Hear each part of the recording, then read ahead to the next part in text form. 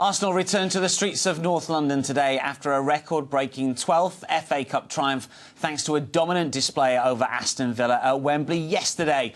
Welcome to Emirates Stadium as we celebrate that 4-0 success. Over the course of the next few hours, we'll be bringing you live coverage of the Gunners' FA Cup parade through the streets of Islington. We'll be on the bus as it snakes its way through the capital, hearing from Arsenal stars past and present, plus speaking to the fans who've turned out in their thousands. Let us know your thoughts as well on Twitter via the hashtag #WeAreArsenal. In the studio with me, 1993 FA Cup winner David Hillier. David, what a fantastic day it was yesterday. Oh, it was a great day. I mean, everyone wants to win a cup final by lots of goals, and the players certainly didn't let us down. Neither did the fans, either at Wembley or here at the Emirates. It was a great day. Did we expect it to be that easy against Aston Villa? Well, you never expect a cup final to be easy because it's a one-off game. You know, nothing to lose. You would think Villa going into it, they got some dangerous players, but I think on the day we were just really outstanding. Well, the boys arrived at Emirates Stadium not so long ago.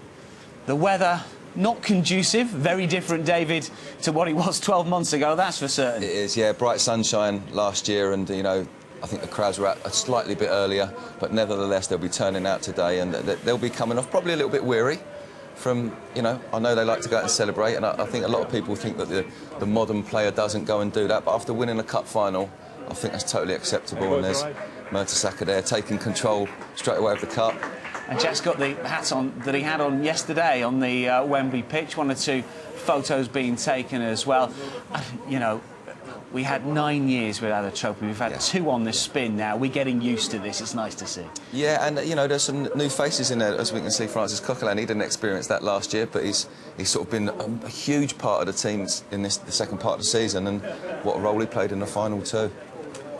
1 or 2 more of the players. 1 or 2 with dark glasses as well, coming off the coach as it arrived at Emirates Stadium. But not as many as I thought. A few of them are looking quite bright at the moment. It is still early. I'm sure they'll take this in their stride, and you know, they'll want to go and do this. It's a great day for them. They actually get to see the fans and, you know, and say thank you for the support for the season. You mentioned 1 or 2 of the newer players, 1 or 2 that didn't play in the FA Cup final last season, weren't even part of it. The likes of Hector Bellerin, of course, watched it with other youth team players and teenagers from the Wembley stands. David Ospina didn't play yesterday, but for all of this group of players, just to be involved in an FA Cup final winning squad, it builds that confidence, doesn't it? Definitely. We see Alexis just going in there. I mean, he's played at Barca, he's been at great clubs, you know, he's played in the World Cups, but he hasn't experienced winning an FA Cup. And he's done that yesterday, and I'm sure that will be up there right on his list of you know, best things he's done in his career. Theo Walcott, of course, we were discussing this not so long ago. Yep. Was he going to start in the FA Cup final after that hat-trick against West Brom? I guess he had to, but for me it was still a surprise to see his name on the team sheet. And listening to him after the game, Dan, on doing his interviews and whatnot, I think he was looking at the manager to keep faith in him after scoring the hat-trick the week before, but even he wasn't sure. You know, he knew he'd done a lot, and he'd put everything on the table and said to the manager, look, I can't do no more, please pick me. But he sounded a little bit surprised, and he was like, well, I had to pay the manager back for picking me, and that's exactly what he did. He's been managed well, hasn't he, Theo Walcott? Because for the last few months, speaking to fans, it's when is Theo going to start games? Why is he only getting 7 or 8 minutes at the end of fixtures? But he had a long time out of the game. He did. And in the past, we've been accused of bringing out players too early, but he's been managed brilliantly, and Jack Wilshere as well, for that matter. And I refer back to when I was listening to Theo talk yesterday, he talked about coming back from a long-term injury and how well the manager has managed his return, and you never hear him complaining about not being in the side. So I think it's an agreement between them, and he must talk about it on a daily basis. Are you ready? Do you feel you're ready this week? Well, boss, I might have a little bit on the bench, and if you need me for 10. I don't think, you know, Theo's been knocking on the door saying, put me in the team, I'm ready. As you said, it's been managed to peak at the right time, and what a time to peak. Time to get out to the streets of Islington for the first time today. We can hear from Nigel Mitchell. Hello there. Yes, a very good morning to you, Dan, and good morning to you, David, as well. And good morning, Arsenal fans. We're joined by a few thousand already and they are really up for this parade. Even though the sun isn't shining on us like last year, the rain won't rain on our parade. We're hoping for a little bit of sunshine, maybe about 1 o'clock this afternoon, when the team will bring the FA Cup back up on stage here for the second time in as many years. Between now and then, of course, we're going to be getting in amongst you lot out there. Adrian Clark will be down, chatting to some of you about where you were yesterday, enjoying the FA Cup final. Of course, almost 27,000 of you were here at Emirates Stadium, and what a day that turned out to be. Effectively to watch a game of football on a very large TV screen. The atmosphere here was amazing, as of course it was at Wembley Stadium. So Adrian will be down, finding out exactly what you were up to yesterday a little bit later. And up on stage, I'm going to be joined by a couple of Arsenal legends, some FA Cup winning legends, no less. Nigel Winterburn and Ray Parlour will be joining me on stage a little bit later on today. So plenty to come between now and the trophy lift a little bit later on this wonderful, wonderful day in Arsenal's calendar. Of course, Arsenal had an interesting road to Wembley this year. Last year it was, of course, at home. This time we did go a little bit on the road to Wembley. It did start, though, in the third round in front of a packed Emirates Stadium against Hull City. And it was Alexis Sanchez's first taste of FA Cup football. Suffice to say that the PFA Fans Player of the Season took to it quite well.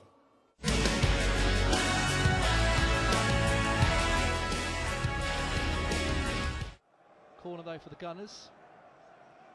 Looks like Alexis will take it. Looking for Per Mertesacker, and he scores his first goal of the season. Arsenal lead in this FA Cup tie 1-0. Well, we called it, didn't we? Arsenal scoring from a set piece. We said how nice it would be. And now that it's come, what a simple goal it is from Per Mertesacker. All it takes to score from a set piece sometimes is a quality delivery. And we found it from Alexis. He's got wonderful whip on it. And he's just too big for Curtis Davis here. There's too much pace on the ball. And look, there's no doubt that Mertesacker's going to score from that kind of range. He's got the lit run on Curtis Davis, perfectly aims it down. Well played, Arsenal. Yeah, good skill by Rosicky. Still going, lovely direct run, beautiful play. Is it to Alexis? Oh, it's off the line by McShane. What a goal that would have been. Oh, it's just purring. The longer Thomas Rosicky went on with this run, it just got better and better. Look at the footwork from Thomas Rosicky. He glides past players, then he picks the perfect pass. Alexis does everything right, and that's brilliant. It really is, from McShane to clear it on the line.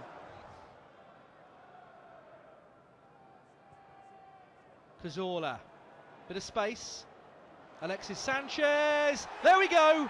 That's it, that's settled it. Quality finish from Alexis Sanchez. 2-0, Arsenal are going to the fourth round. Yeah, and if you wonder why Arsene Wenger keeps on starting Alexis Sanchez, why he keeps on keeping him on the pitch, this is why, because he's always liable to come up with a goal at a key moment and make a decisive contribution.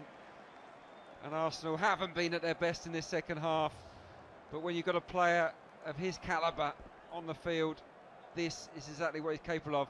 Instant turn and a quality finish. He doesn't mess around here, he knows where the corner is, and he just fizzes it off the turf and into the back of the net. Game over, I think, in terms of Arsenal. They should be through now.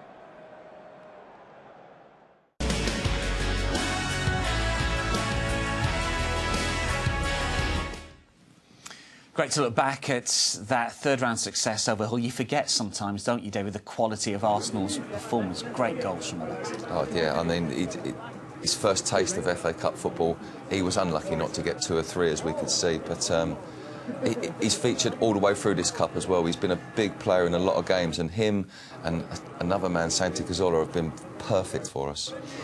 Recorded pictures of when the boys were scarved up, as you can see, heading to the bus. We will get to some live pictures for you very shortly indeed. Danny Welbeck, we can see there, out injured at the moment, has had this problem for the last couple of months, really, I think, but let's not forget his contribution, because he scored against Manchester United, of course, in the quarter-final up at Old Trafford. Definitely, yeah, getting that goal that puts his old team out and us through.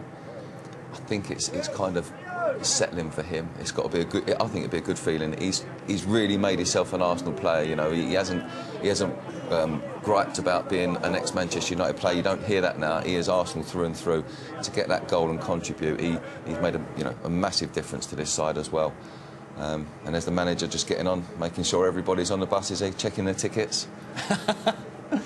Danny Welbeck, of course, signed from Manchester United. Now we get live pictures from the parade, and we were a little concerned about how many people might turn out because he's been chucking it down for much of the day in North London, but it's a fantastic turnout. The Arsenal fans coming out in their thousands to line the route. The boys moving from Emirates to Islington Town Hall, of course, and there is plenty to cheer the boys on. You can see Aaron Ramsey, who started on that right-hand side of Arsenal's attacking three. It's been a position that has been open to debate from the fans, whether Theo should have started there. Jack Wilshere could have started there yesterday, but can't fault Aaron Ramsey's performance in that position. No, you can't. And you know, I'm not criticising Aaron in any way, shape or form, but he's not been on the top of his game in the last few months. He's been playing well, don't get me wrong, as the team have. But when you think about Jack, his sort of cameo appearances lately, and then he plays last week against West Brom, and you know, he's fantastic. You're thinking he possibly could start, but you know, it was a tough call for the manager. So many good players in such good form, but you can only start with 11. Just saw another glimpse with Theo Walcott, who's dispatched with one of the scarves, and I think there's more to come from the buses. And all these scarves, incidentally, that you'll see, if you were at Wembley yesterday, you will know, because you managed to get one. They were placed on every single seat in the Arsenal section by the club, and there's plenty of other scarves knocking around as well. You can see some of the first team squad there just throwing scarves to the fans that have lined the street. This is just a little way from Emirates Stadium. They'll snake the way to Islington Town Hall, and then they will come back to Emirates, where the supporters are waiting. So there'll be a good few hours worth of coverage here for us to take in the road to Wembley. We'll be looking back on all of the rounds, plus we'll be hearing from the likes of Nigel Winterburn and Ray Parlour. Charlie George is here as well to reminisce about some of the previous FA Cup finals, when 12 wins as well. We're one ahead of Manchester United now. We're 4 ahead of Spurs as it is. It's a fantastic achievement, isn't it? It is as well, and 6 of them to the current manager. You know, in just the 19 years, I think we were saying earlier on, in 19 years, he's got 6 of them, half of what they've achieved in their whole history. It is some achievement. He loves the FA Cup. I mean, you know, the last 20 years or so, even maybe more, we've seen a number of the big clubs rotate their squad, play even second-string sides. Arsene Wenger has done it a little, don't get me wrong, but he gets drawn into the romance of the Cup. He wants to win it, doesn't he? He does, and I think the thing is with the FA Cup, it's always a side, it's generally a side that is a footballing side and can raise their game for those big games. And we've seen of recent years, it has come to the top teams in the Premier League, maybe against a team that's, you know, a little chancer. Last year there was a potential banana skin for us, and we went down a couple of goals early, but managed to scrape it back. But he certainly has got some sort of affinity with a cup, and he knows how to pick a cup team. And you'd have to say, over the last few years, we've seen Chelsea being dominant in this competition. Manchester United haven't won it recently, but Manchester City, with a couple of finals, yes, they were beaten by Wigan. You do tend to get the big teams winning it, and Jose Mourinho has targeted the cup competitions recently because he knows that it builds confidence. And if you get a squad with a winning mentality, that can lift you for a title challenge. And this group of players now, a lot of them have got 2 FA Cup winners' medals. It can only bode well for the future, can't it? Yeah, and you look at young players like Hector Bellerin. He's come into a side and he's already at his young, tender age. And after probably starting the season thinking he may get a couple of chances at the end, he's ended up almost being a fixture for the whole season, and he goes home with a nice bit of gold at the end of it. He's got his FA Cup final winners' medal, and no one's ever going to take that away. And that's at the beginning of his career. Just fantastic. Well, we saw a couple of young fans there, and, you know, if you're of a certain age, you'll have watched the parade maybe last year. Now you're going to watch it again today. It's what you get used to. For 1 or 2 other fans, it was a good long stretch, a 9-year stretch, and when we go back in the Arsenal history, and usually, when we've won an FA Cup, it's usually ended a drought. We've won a league title fairly soon after. That can happen, can't it? It can do, and I think, and I hope, that this squad that's sort of been assembled over the last 2 seasons is now coming, you know, into maturity as a title-winning side now, to put it together over a whole season. We saw it was unfortunate at the start of the season with a couple of injuries. I think we really miss Giroud, you know, because he did have a better season last season than he'd had previous, and he was building up. A glimpse of Thomas Rosicky, who's signed a new contract. There was plenty of speculation about whether he's going to stay or not. I know he's not been involved that much recently, but we were just looking at that Hull game, and what a move that nearly led to an Alexis goal early on when McShane cleared off the line. I think he's just an infectious character. Definitely. And when he comes on the pitch, we know he's not going to start 30 league games next season, but he can just give Arsenal a lift at the right time. Yeah, you know what he's coming on the pitch for. When he comes on, you know, he starts pointing his fingers, he's dictating a bit. You know, he likes to tell people where to go in an offensive way, but he's still got that passion, and he goes out and really works really, really hard. And because of his quick feet, and he's very skillful, like you said, we saw what he done there. And obviously, over the course of the next few hours, we're going to be talking about all of the players. We saw a glimpse of Francis Coquelin. I mean, it's been an unbelievable transformation for Coquelin. He's been out on loan to France, to Germany, came back to the club, then immediately out on loan to Charlton, and you think, well, where does Francis's future lie? And I was looking back at some of the stats and some of the appearances from last season, looking back at that Manchester City game. Flamini was on the bench that day. We just saw a glimpse of Mathieu Flamini. There he is. And Arsene Wenger obviously had a decision to make here. Could have gone with the experience of Flamini. He played Francis Coquelin instead. He obviously liked his attitude, saw what he was doing in training, thought, you know what, this is the right man for the job at the moment. And what a transformation for Francis Coquelin. oh, he's been unbelievable. But I think, again, it comes down to how he's been managed in the team. He's not been given sort of oodles of responsibility. He's not been said, you've got to go and get the ball, you've got to do this. He's got one sole job to do in there, and that's to be a defensive midfielder. But he's taken that to sort of a new level. No one gets past him. He's made more clean tackles than any player I've watched in the Premier League this season, and he doesn't get bookings, not very often, for the amount of challenges he makes. And that's because his timing's perfect. He just steps in, and then he feeds the likes of Cazorla, Ozil, and it's a dream job, isn't it? Win the ball and give it to the players that can really go forward and express themselves, and then just sit in there, and he's done it brilliantly. He seems to be round peg in a round hole. At the start of the season, sure, Flamini and Arteta were almost sharing that role. They've got different qualities. Arteta is still a terrific passer and distributor of the ball, and I certainly think he can contribute in the future. But when you've got that defensive midfielder sitting and doing that job, it releases the other players, and Francis, it would seem, Clearly doesn't want to do anything else. Yeah, I mean, you saying it releases other players. Look what it's done for Santi Cazorla. How many games, Dan, have we watched when Santi's been out on the left, and you can see that he wants to go in and get involved, but his position's out on the left, and he's stayed out there, and he's been, we used to say, on the outside looking in, and that's not, you want to be on the inside looking out, and all of a sudden he's dropped 20 yards deeper, almost into a defensive midfield role. But what he's doing is he is playing off of Francis Coquelin beautifully. He's getting lots of the ball, and how that's influenced this game, and what an influence that's had on the team. That's been one of the reactions from Coquelin playing. It's been brilliant to watch. You're watching live pictures of the Arsenal first team bus snaking its way through North London, through Islington, away to the town hall. You can see that one or two supporters hanging out of windows, trying to get a glimpse of their heroes and taking some photos as well. What are your memories of this? Because you've been involved in one or two parades in your time. We didn't have to wear orange Pacamax for a start, which was a bonus. But it's just, I don't know if I didn't really realise what was going on until after, and I saw the pictures. I've always said that because, you know, I had Ian Wright, David Seaman, Lee Dixon, Baldy, all legends in the team, all over the bus, and I was just trying to get in on every picture. But it was just a whirlwind, so it was just fantastic. A fantastic day. Now, let's hear from the chief executive of Arsenal, Ivan Gazidis.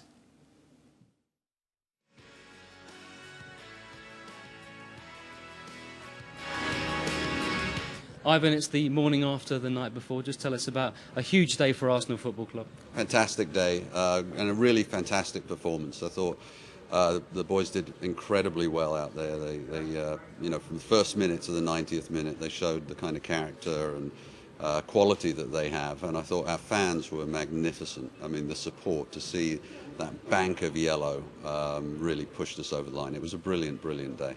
And a rather more relaxing experience compared to last year.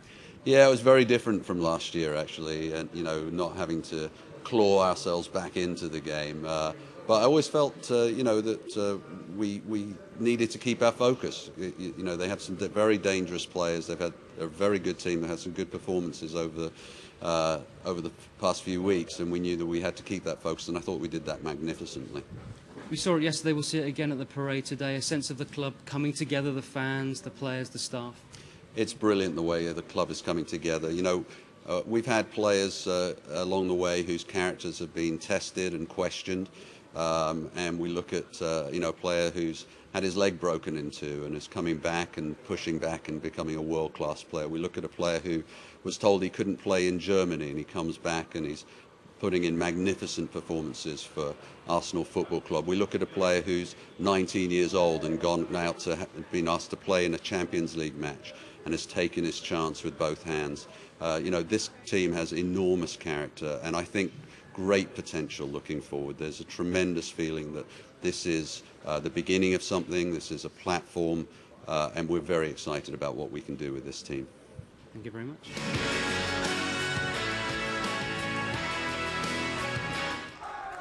I mean, Gazidis there, speaking about that platform, and David, it is a platform now. We've had those marquee signings, there's no doubt about that.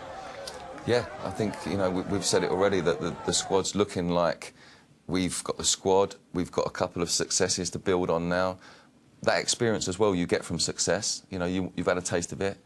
Experienced players with Mertesacker in there and signing Rosicki, keeping that experience in the squad, bringing youth in, new players. The mix is looking really, really good. He talked about those young players as well, didn't he? Because he talked about Bellerin coming in, talked about Coquelin coming back as well. I think he feels that there is a good mix here, and that's what you need. You need the youth coming through and getting their chance, but those marquee signings to do their job as they have done this season. Yeah, you need all them things to come together at the right time, and we've sort of had bits and pieces over the last sort of 7 or 8 years, especially when we wasn't winning things. We had bits and pieces of the team, but it didn't look complete, and now it's just really starting to gel and look like almost a finished article when everybody's fit.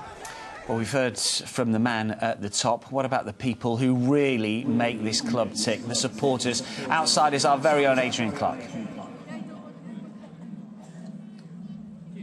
The weather may be miserable here in Islington this morning, but the fans are out in force. And here, outside the Armoury, they've been queuing since early this morning. I've met so many great fans, and I don't think we've met anyone that's more of a super fan than this lady here, Maria.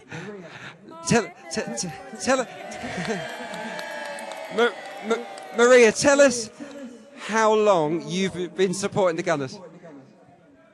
Well, I've been supporting them since I was 10 years old, and I'm now 76.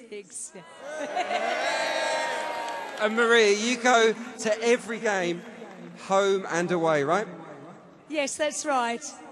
I go to the men's, the ladies, and the under-21s, and I follow them in Europe as well.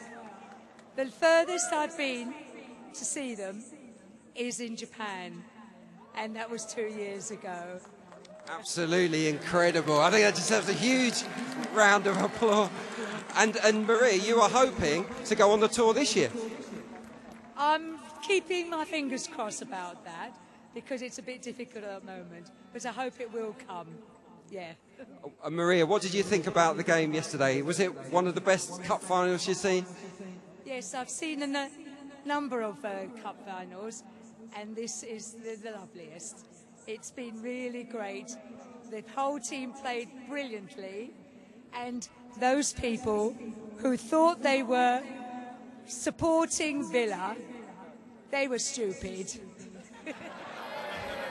Now, if you didn't know Maria already, she has a signature tune. Maria, can we just sign off with your song? Come on, you Gunners! Absolutely brilliant. Back to you, Dan, in the studio. Thanks to Adrian Clark. I knew we were going to get the come on, you Gunners, because if you've ever come across Maria, and nearly every single Arsenal fan has, certainly if you go to games, because she goes to every single one, that's what you will hear. It doesn't matter if it's a first-team game, it's a ladies' game, academy game. She's always been around, hasn't she? She's Maria, fantastic. you know, round of applause for Maria. She's fantastic. I remember her 30 years ago when I was in the youth team, coming to the youth team games in the morning, then travelling all the way back to the ground to either watch the combination side, as we were back then, or the first team. And, you know, over 30 years, she ain't changed a bit either. You know, she was as loud then as she is now. She said the same at youth team games. Come on, you Gunners. She's just a darling. And, yeah, I think it's... If she says it's the best final ever, it's the best final ever. Well, it's interesting, isn't it? Because we like dramatic finals sometimes. I really enjoyed last year because when you're 2-0 down, you come back to win it in extra time. I mean, from a commentator's point of view, it's a commentator's dream. But in terms of the way Arsenal played yesterday, I mean, the football was brilliant, wasn't it? Yeah, I think that tactically we got it right. And, you know, I'm not going to question Tim Sherwood. He's his own man. He does what he wants. But I saw him... You can question him if you want. I saw him bring a... Oh, OK, I saw him bring a Tottenham side here and play 4-4-2 against Arsenal at the Emirates. I mean, 4-4-2 ain't been played for 10 years. And they kicked off by knocking the ball back and playing it long out to... Was it Adebayor? Yeah, and I just thought, that's like... No disrespect to when I was playing, but that was kind of... That was 1991. You know, it's moved on a little bit by then, and he just didn't have tactical nous to combat what we'd done on the day. Just looking at some of the supporters there, we can see Adrian as well, but some of these supporters have come from far and wide. We know that Maria goes to every single game pretty much, and she's locally based, but we see fans from worldwide. Obviously, we're being broadcast on Arsenal.com, and we hope that you're enjoying the parade and the pictures that we're showing you here. Live from Emirates. It's still raining a little bit, but it hasn't put the supporters off, and we saw many thousands line the route as well. We'll be back on the bus for you shortly as well. And given the stark conditions from 12 months ago, it's testament to the Arsenal fans that have come out here, because it's been chucking it down all day. Well, they know they've got a great side, and they've never let the side down in support. Week in, week out, this stadium is packed, and you could probably sell the tickets twice. And, you know, for all these people here that are here today, some of them couldn't get to go to Wembley yesterday, and they came and watched the game at the Emirates. They've already been here once the weekend. 27,000. 27,000. They've been here once. Watching on a big screen. They've been here once, and they come back the next day when it's raining. That's how much they love the club. That's how much it means to them. And you've only got to walk around the club on a match day and hear the different voices and the different cultures. And, you know, people... We don't only travel into Europe. Europe travels to come to see Arsenal, and the world comes to see Arsenal. So they do come from everywhere, and they're fantastic. And, of course, Arsenal will be out in Singapore in pre-season before coming back for the Emirates Cup, and it's only a short summer off, isn't it, for some of the Arsenal players as well. And we were mentioning Alexis earlier on. Of course, he's got the Copa America to deal with. I think the first game is a week on Thursday. Chile are the hosts. If they go all the way through to the final's in early July, he's going to miss the start of next season. It's difficult for Arsene Wenger to manage the players. We heard from Per Mertesacker in the run-up to the FA Cup final talking about how difficult it was for him, and Mesut Ozil as well, and Lucas Podolski, obviously, who went out on loan to Inter, to come back after winning the World Cup, being part of that World Cup squad, being away over the course of the summer, and then you've got to come back and get back into club mode.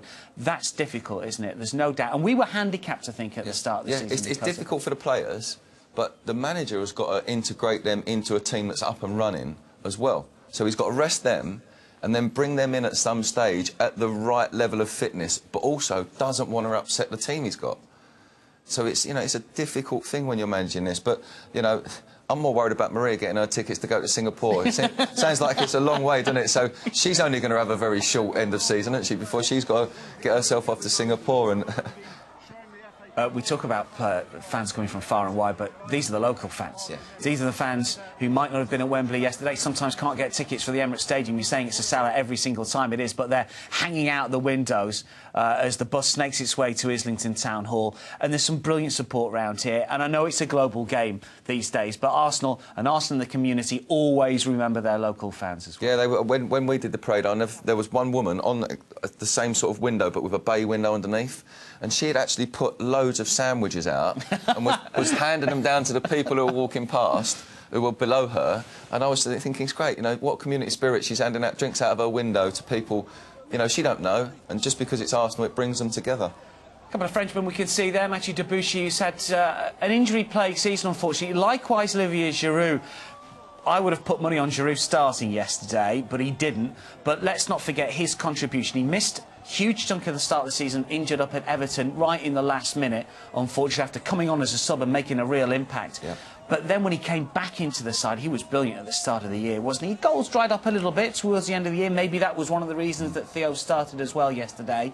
But we were talking a little bit earlier today, before we came on air, and it will be horses for courses maybe next season. There's no doubt that Olivier Giroud will play a serious role in Arsenal's title challenge next year. Yeah, I think he will. And we relate to the fact that it's a squad game. And I think in previous years, I don't know if the manager's been quite happy to play a rotational squad thing. Maybe because he's not had the quality in depth. Once you go back one player in our squad, you're looking at maybe someone who's just not quite ready for the first team. But now he's got first team players coming in, so it is a squad game. And also I think we're buying into the we need to spend money kind of business model for football as well.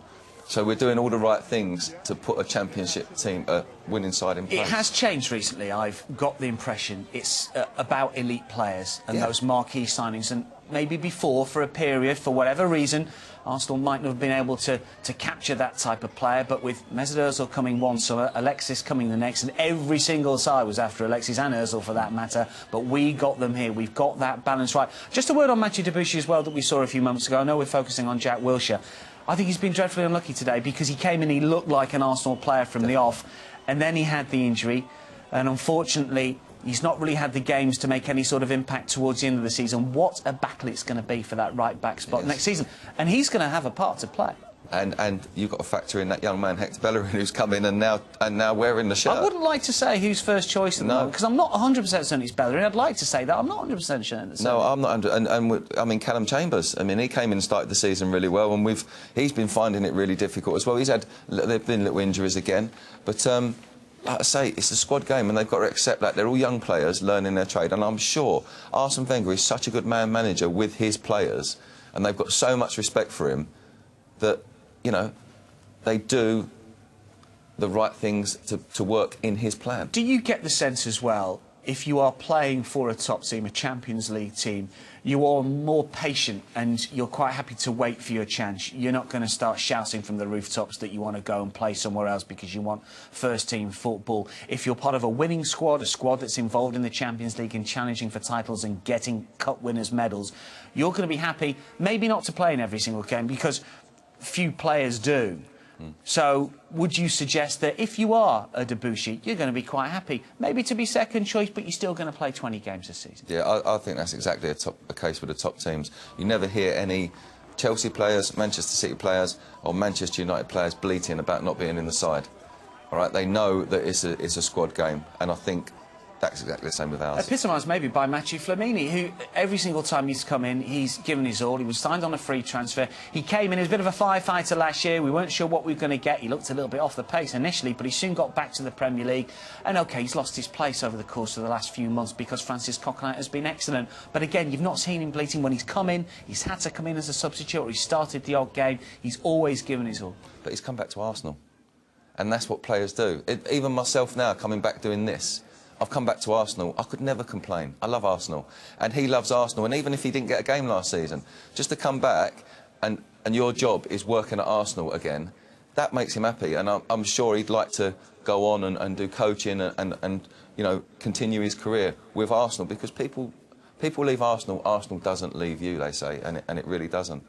One or two more supporters just arriving. These are the scenes outside Emirates Stadium when we rocked up at about 7:30 this morning. There was one or two taking the positions already right at the front of the stage because the Arsenal players currently on the bus heading to Islington Town Hall. There will be a reception there for a short period of time before the boys get back on the bus, head back to the Emirates Stadium, and we'll be hearing from the likes of Nigel Winterburn, Charlie George and Ray Parlour, one or two others, of course, plus supporters. When the boys get there, we'll be interviewing the manager as well. So there'll be plenty coming up over the course of the next few hours. Next up, though, this is a small feature that we put together, a time-lapse about how the stadium was set up for the FA Cup screening. Take a look at this.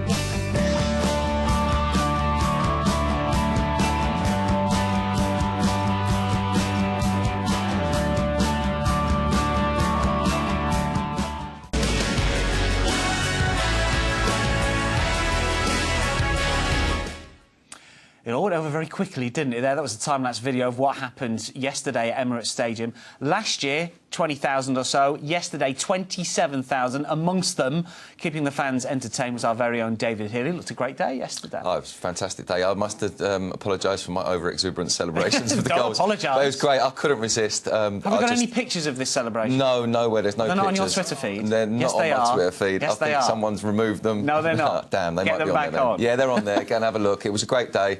I'm not embarrassed. I'm an Arsenal fan, and it was my opportunity to celebrate. And just nice to see all the work that goes on to get that pitch up to the standard and get them screens on there. You don't appreciate that. We just turn up and it's all there. So it's fantastic with all the fans. That was inside Emirates yesterday. Outside we go now because Nigel Mitchell has got Nigel Winterburn with him.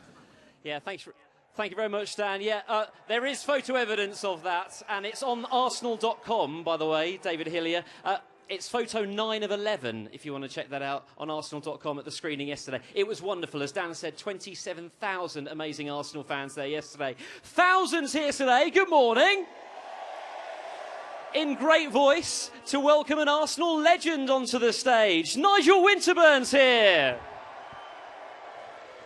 Good morning, Nige. Good morning. Good morning. Great to see you. So where were you watching the FA Cup final yesterday then? Actually, I had a bit of a nightmare because initially I was coming here to the stadium and then I turned down to go and watch it at Wembley because I wanted to take all my family.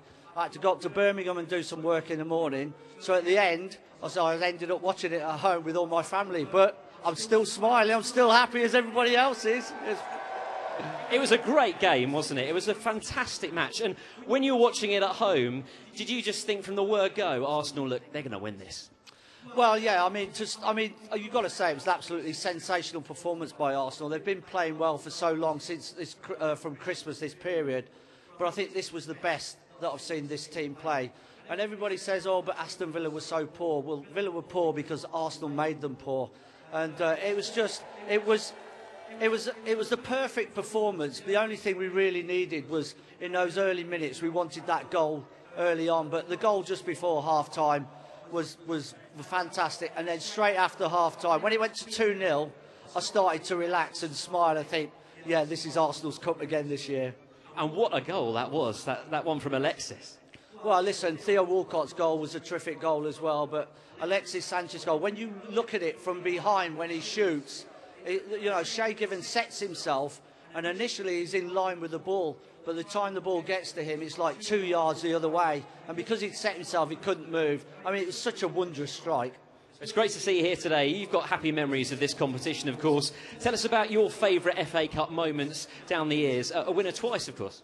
Yeah, I mean, obviously, 93 when we went to the replay with Andy Linegan's goal in the last moments of extra time was special. But I'd have liked to have been able to have a winner on the day. I think it was a little bit different then.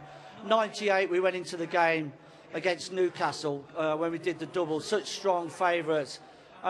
It wasn't as good a performance as yesterday, but we felt that we were in control of the game. And at the end of it, you come off smiling because I think, with Overmars scoring, then Anelka, we were in control of that game throughout. So, it's really hard to describe because your emotions once you finish and you're out there on that pitch, you just want to celebrate with all the supporters. It's just magical. And of course that was Arsene Wenger's first FA Cup. Yeah, it was, and obviously a fantastic way to really finish the season with doing the double as well, because I think when you play and you win a trophy and everyone talks about doing the double and you never actually think that you can actually do it, but when it sort of ends up, you get to the cup final with a chance of doing that double, you just don't let it slip. Good stuff. It's great to see you as always. Thanks for joining us today. Arsenal legend Nigel Winterburn, everyone. Cheers, Nige.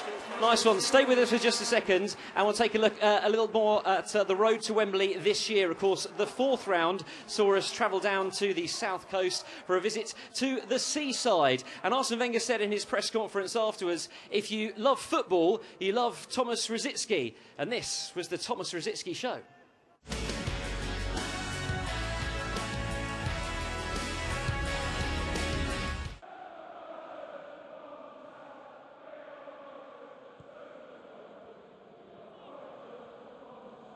Arsenal coming forward through Callum Chambers in towards Walcott, who scores. Arsenal have taken the lead. It was Walcott who got the late winner when the teams last met here 2 years ago. Well, he's opened things up this time around for Arsene Wenger's team. Brighton 0, Arsenal 1. Well, it's a perfect start, isn't it? Passing the ball around. I mean, Brighton will be absolutely devastated they've allowed that, but Chambers, great work down the wing. Just looked up, put a ball in the box. Why they're giving Theo that much space to control it and turn? And Chris Hughton will be really disappointed with that. But, I mean, for him to come back in the side and get a goal that quick and that easy, be a great lift for his confidence. Perfect start.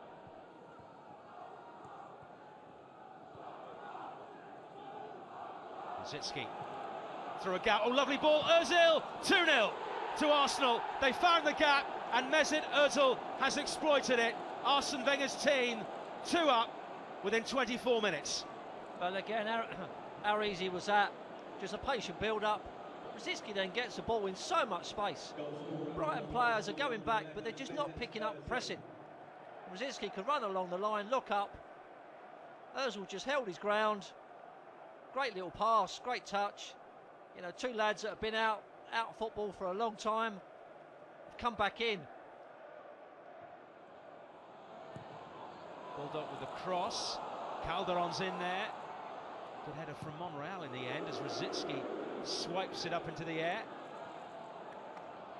Falls for O'Grady. Shot! Goal! Brighton strike back early in the second half, and Arsenal are caught cold by Chris Hughton's team, and out of nothing, Chris O'Grady makes it Brighton 1, Arsenal 2. Poor by Chambers, he's got to try and challenge the header. And we're just allowing O'Grady to get the ball and back in, get his strike. Ramsey, a return from Giroud. Good play by Rosicky, who steps in. Arsenal have a chance. Giroud cuts it back. Rosicky's volley, 3-1. What a great finish by Thomas Rosicky. Arsenal restore their 2-goal advantage. Brighton careless, giving it away, invited it, but say he's just kept it high on the ball. Quality finish, bottom corner, messing around a bit on the edge of the box. When you do that to a side like Arsenal with the quality they've got, they'll punish you. With 15 minutes to play, Arsenal are heading into the 5th round of the FA Cup, unless Bulldog can make it a grandstand finish with a 2nd goal for Brighton. It's not over yet.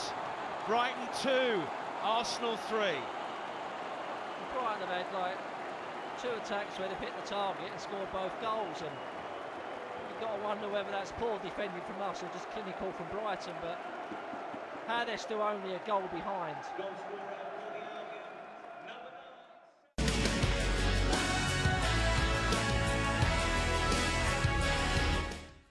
Some great goals from both sides there. The scoreline suggested it was tight. I don't think it was on the day. I remember being down on the south coast. Arsenal were good value. Probably should have won by more than the 3 goals to. Theo on the score sheet as well there. Forgot about that. And that was a nice finish early on in the game. Nice finish, sharp. That first touch. I mean, Martin says that he was disappointed that the Brighton players gave Theo that much room in the box. But listen, 2 yards and he's got to take a touch and you still can't get near him because he just went shot. That was it. Touch shot, goal. Great way to start, and they kind of crept back into it just after half-time, getting that 1 goal and then getting back to 3-2 with 15 minutes to go. There was hairy moments, but clinical display from Rosicky. Yeah, Rosicky terrific at the end of that game. Theo Walcott was fantastic, of course, right at the start of that fixture, as he was yesterday. And speaking of Theo Walcott, we can hear from Arsenal striker next.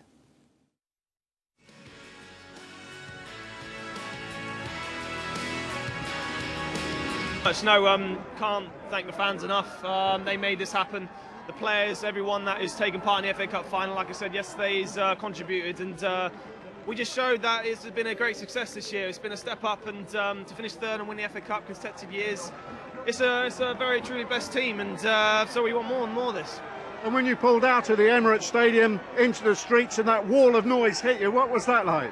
Even the weather being terrible, as you would expect, but it's great. It just shows the amount of support that we have throughout the whole country and across the whole world and the globe. It's just it's amazing to see, and can't thank them enough. Really, I really can't. 2 FA Cups running. I guess people are going to start saying, is this the kind of Arsenal team that can turn this into a real era of success year after year? It's got to be. I have the belief in this team. The manager does. Each player's got the trust in each other now as well. And this has got to be a stepping stone, even more so now, to challenge for the title. That's the ultimate goal. That's what everyone and all the kids dream of. And these fans, we need to do it for them, because they've been waiting a long time. And like I say, they enjoy these moments like every player does here now. Just one last thought here. How many times have you watched your FA Cup goal so far? Do you know, I haven't really watched it. I've watched it once. I know, I've not seen it. I have recorded it at home, so I'm sure me and the old man, my family, everyone will be watching it quite a lot. Got to just quickly ask you, with all these fans out here, I mean, you've got a year left of your contract. You're going to be staying here. I mean, what's the future? I'm sure things will get resolved. I just want to enjoy today. Playing football. I've obviously got England as well coming up, and then I'm sure we can think about that process, but it will take time.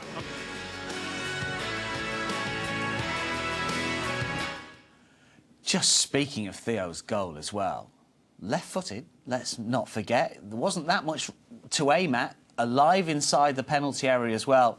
Poacher's goal, striker's goal, terrific hit. Both.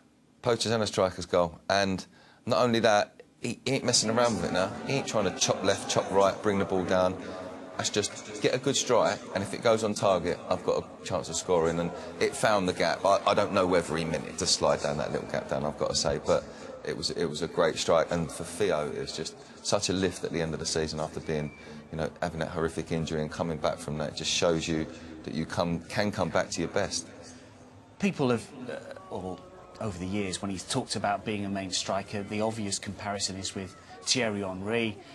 Can he become as good as Henry as a striker? Do you think he's going to be a similar type of striker to Henry? The way that he finishes, sometimes he opens up his body and strokes it home with the right foot. Is there slight differences? I think that Theo's probably got more pace. Maybe Henry's a better finisher. I don't know. I don't know. I think side-by-side comparisons, I think Thierry Henry is a little bit more unpredictable, and when you've got that as well, that adds a new dimension. You know, Ian Wright was unpredictable. You never know. He didn't know whether he was turning left or right half the time, but Thierry Henry's he knows what he's doing, but to everybody else he's unpredictable, and that's why he did special things. As for pace, I wouldn't like to stand on the line next to the two of them, I know that, but side by side, I think it'd be a close call. I think they'd be over the line together at their peak, at their prime. Obviously, Thierry's a little bit older now. I mean, we talked over the last couple of weeks about Theo and where he shouldn't and shouldn't play and where we prefer him to play. But the X factor with Theo is the pace, because you can be any type of striker, and defenders, if they are on their best day, might be able to snuff you out. But if you've got pace, if you're quicker than your opponent, there's not a lot that opponent can do about it. And you don't only affect your defenders. We saw yesterday, Tim Sherwood must have wanted them to press Arsenal, must have wanted Villa to press Arsenal. But as soon as Theo started threatening to get behind the two central defenders, you saw them step back a bit, and that creates a lovely space for the likes of Ozil, Alexis, Santi to get the ball, and Aaron, and they just had a field day, and it just does so much more for the team than just pace. Some of the fans struggling to keep up with the bus at the moment as they make their way towards Islington Town Hall. These are live pictures from Arsenal's first team bus. The FA Cup parade, the Gunners winning the competition for a 12th time, a record-breaking 12th time, a record-breaking 19th final. Arsene Wenger, joint winning most FA Cup manager with 6 now. Fantastic achievement for him. We've talked about that.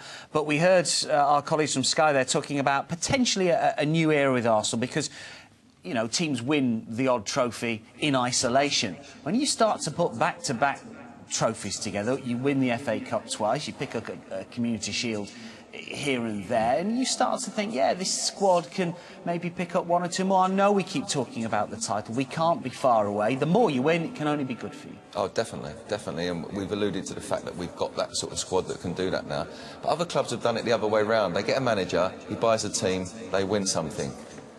We already had the manager, he's grown a team, we've won a couple of things, and it looks like now that we are really going to push. And listening to Theo there, that's top of the players' priority list. they all know that them people who we can see on the screens now, the people in the stadium here and the fans who are outside every week, the ones who are at Wembley around the world, they want to see a title come in here, and so do the players. Believe me, they do too, and they're all working towards that. Yeah, we want to see a few more of shots like this, I think.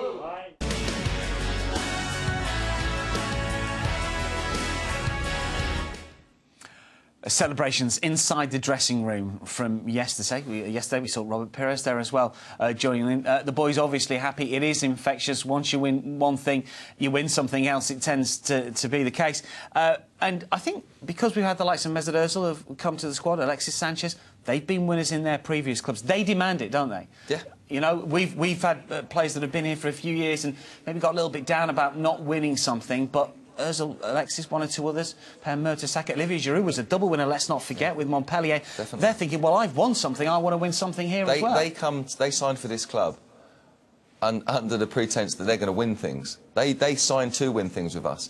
That's why we've had to build up a reputation to get those players. And that's probably why over that period when we didn't win things, it was difficult getting players here. If you're not winning things, players might choose the other 2 or 3 teams in your league that potentially will, and they'll go to the likes of United, City and Chelsea. But now, and I'm sure you'll see it this summer, they'll be looking at our squad saying, I want a piece of that. They've got some good players there. You know, the likes of the marquee players you've mentioned, Alexis and Ozil, staying here and playing well will only draw and attract more high-quality players. Just speaking of those two players and Alexis in particular, it's as if he's demanded more from those around him because he is a player, by example, he sets the bar very high. He works tremendously hard. His industry is brilliant. We saw that from the get-go, didn't we? As soon as he started playing for Arsenal. Because I'd not seen that much from him at Barcelona. No. I must confess I don't really watch Spanish football. I didn't know what to expect. I knew he was a good player. He played well in the World Cup finals. But he sets the bar so high. He demands so much from his teammates, doesn't he? Yeah, he does. And, I mean, most children don't listen to their parents, and I don't listen to my dad. But one thing my dad said, because he watches a lot of Spanish football, he said, I can't believe they let him go. Can't believe Barcelona let him go. He was and would have been a great and greater player for them. But Arsenal have picked him up, and yes, he demands things, but he does it in a nice way. He don't argue with his own players. He doesn't wave his arms around. He don't dive. He doesn't complain when he gets kicked from pillar to post. Which he does a lot of. They tried it yesterday. Yesterday they did. After they tried to play football, they then tried to kick us, and then they went long ball. And he suffers every week from that. And fair play to him. He just loves pulling on an Arsenal shirt. Because it must be difficult, and we've seen it over the years. We've seen some very good players come to the English Premier League and they have not prospered for whatever reason, or it's taken them a season or 18 months or 2 years. He's come in, scored, what is it, 16 goals in the Premier League. 51 times he's played for Arsenal this campaign. It's been a tremendous For me, he's had the kind of impact at Arsenal that Suarez has had at Liverpool. Yeah. OK, he hasn't come with the same amount of goals, but what he's brought to the team, what Aguero does for Manchester City, and what are they all got in common? Where are they all from? You know, they're from that part of the world where they like to play hard and they don't mind working hard. And, you know, they're not divers, they're good footballers.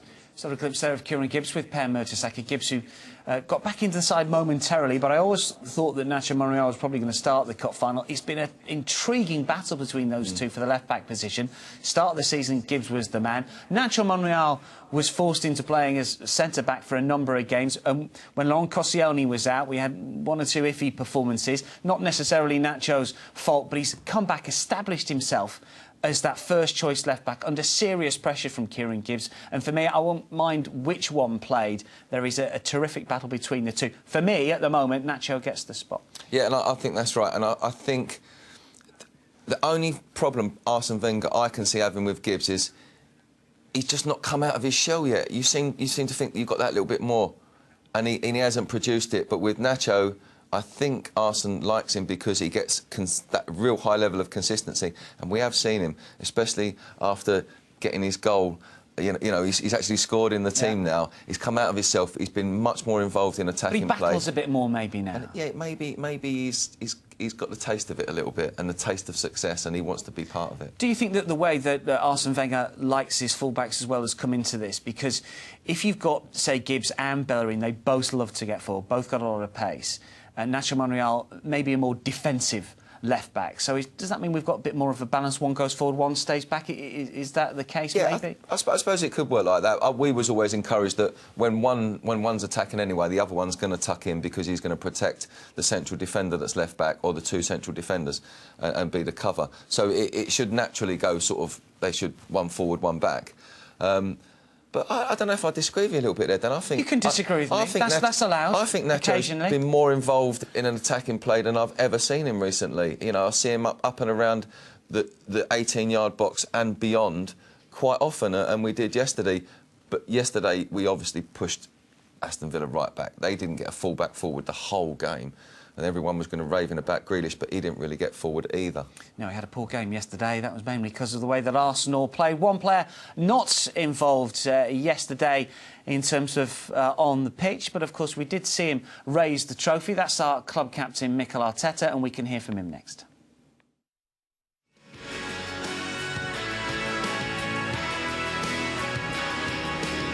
It's amazing. Well, the weather is not helping today, unfortunately, but the people still make the effort to come and join us. So that's what we work for. We are really happy to be here again, and it's a time to enjoy.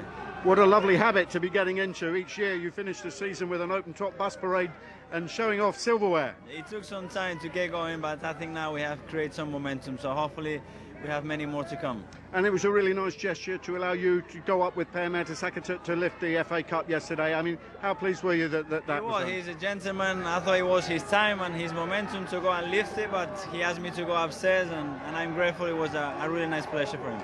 Just how good could this squad go on to be, do you think, Mikel?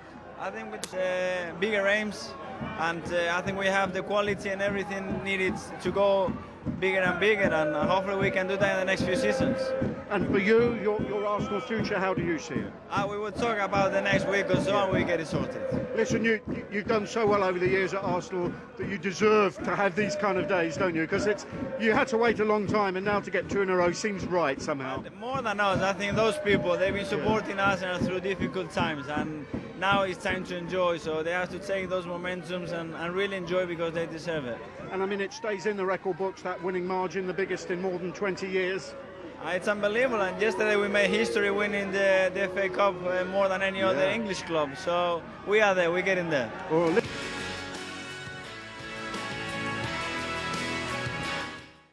Mikel Arteta speaking on the bus as it heads towards Islington Town Hall. We know that he's been injured for the second half of the season.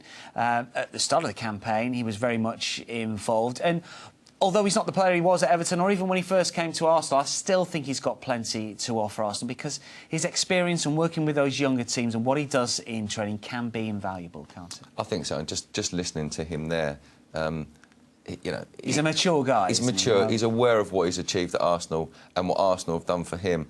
And like we said before, he may well leave Arsenal in the future, but Arsenal won't leave him. But certainly for the time being, he's an important member of this squad. His experience is invaluable. With so many young players around, you need that. He's been really important for Arsenal Football Club over the last 3 or 4 years, because we had one or two names leaving the club, as everybody knows, before Alexis and Mesut Ozil rocked up at the Emirates Stadium. But Arteta, his steadying influence was key. He arrived with Mertesacker late on in the transfer window. We managed to get him, and I think just to make sure that Arsenal kept bubbling under and just kept, moving on, making sure we're involved in the Champions League, because you've got to be involved in the Champions League. And I know that we get some stick from opposition fans for just getting that top four. Well, we've won trophies the last 2 seasons to go along with it, but you've got to be in that competition to attract the likes of Mesut Ozil in the first place. And you've got to be, as a player like Arteta, you can't not be doing the business as well. You won't last in that team if you're not doing it. And if you look at his stats, his passing's immaculate. The way his continuity in the game, the way he keeps it flowing. And also, it's not easy being left out of a side, being captain. you know, and still supporting your team as much as he's supporting them there still. It'd be quite easy to say, wouldn't it, well, my future's not at Arsenal, I've not played for blah, blah, blah. But he doesn't do that. We saw Thomas Vermaelen spend a whole year as a captain and not play. That's what it means to be part of the Arsenal squad. And he knows that he is valuable to that team. I've no doubt about that. One player who knows how valuable it can be to be part of an Arsenal squad over the years is Ray Parlour, and we can hear from Ray now. He's outside with Nigel Mitchell. He certainly is, Dan. Yes, here he is, Ray Parlour. Hello. How are you, everyone? Yes, get in. Nice. Now then, Ray, 4 FA Cups for you, but tell us first of all where you were yesterday watching this one. I was in the Hippodrome watching it. Fantastic to watch. I didn't expect it to be 4-0. I really didn't. I thought it'd be a lot closer. But what a performance. Absolutely brilliant from the lads. I'm so pleased for them. I'm still celebrating now. I mean... He's not lying. I'm still celebrating. I'm still out. I've just come in, to be fair. But it's like the old days. I mean, no, I'm so pleased for the lads because I know they really worked hard. Another trophy, so fantastic. Absolutely. Now, that second goal, that Alexis Sanchez goal, reminded me slightly of a certain goal from 2002, was it? Exactly, yeah. I mean, I scored a goal in 2002, which is fantastic, Chelsea, but that was a great goal. Sanchez, what a player. I mean, so pleased to see him score. Amazing moment for himself, but great goal. Don't know if it's as good as mine, but, you know. No, he was better than mine, I must admit. But, you know, very important goal for Arsenal, and I'm just so pleased they won a trophy. I mean, they're on a bus at the moment. The lads are great. They're in great spirits. And the dressing room area now is so good. I mean, that's where hopefully next season, 2 or 3 players, we can win a league, hopefully. Good man. You got great memories of this competition, of course. 4 times you won it. You scored that amazing goal in 2002. You were man of the match, weren't you, in 1998 as well. What was your favourite FA Cup experience? Well, it's got to be 2002. To score in a cup final. I mean, as a kid, I watched every single cup final. Growing up, my mum and dad made me watch every one.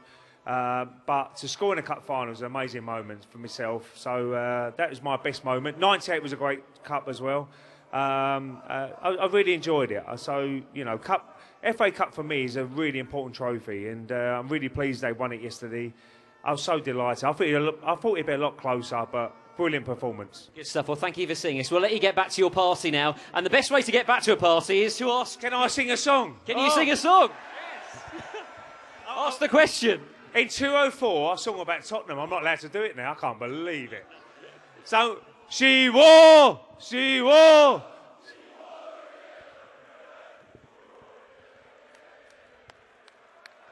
When I asked, I said it's for my going to Wembley. Ray Parlour, everyone!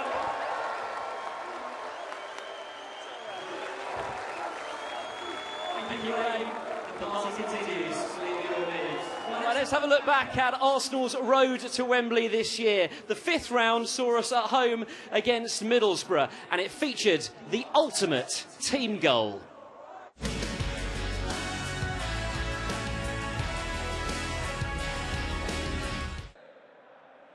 Cazorla is going to take it, strikes it quite well, and Thomas Mejías, the Spanish goalkeeper, had to keep out his compatriot.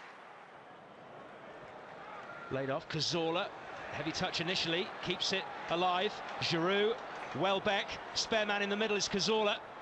Welbeck tees up, Olivier Giroud, Mejías saves, and Alexis can't squeeze it in from the acutest of angles. Cazorla into a gap, back by Gibbs, dispatched by Giroud, and deservedly Arsenal go in front inside half an hour. It's another goal for Olivier Giroud, his 9th of the season.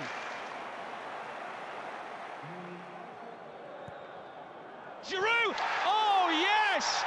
What a finish! Oh, Olivier Giroud, nonchalant. 2-0, 2 goals in as many minutes.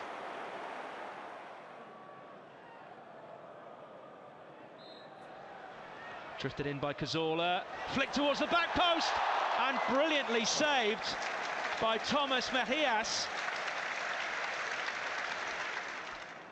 Can Arsenal top it off with a third? Walcott's making a great run through the middle, and he's in! Theo Walcott to finish it off! Again, Mahias is there to save. And even though Middlesbrough have lost this game, he's had a really good match, and he's kept Walcott out. Fredericks, the cross. Oh! Hits the post! Off the head of Kike. The Arsenal defence couldn't reach the cross. Kike did.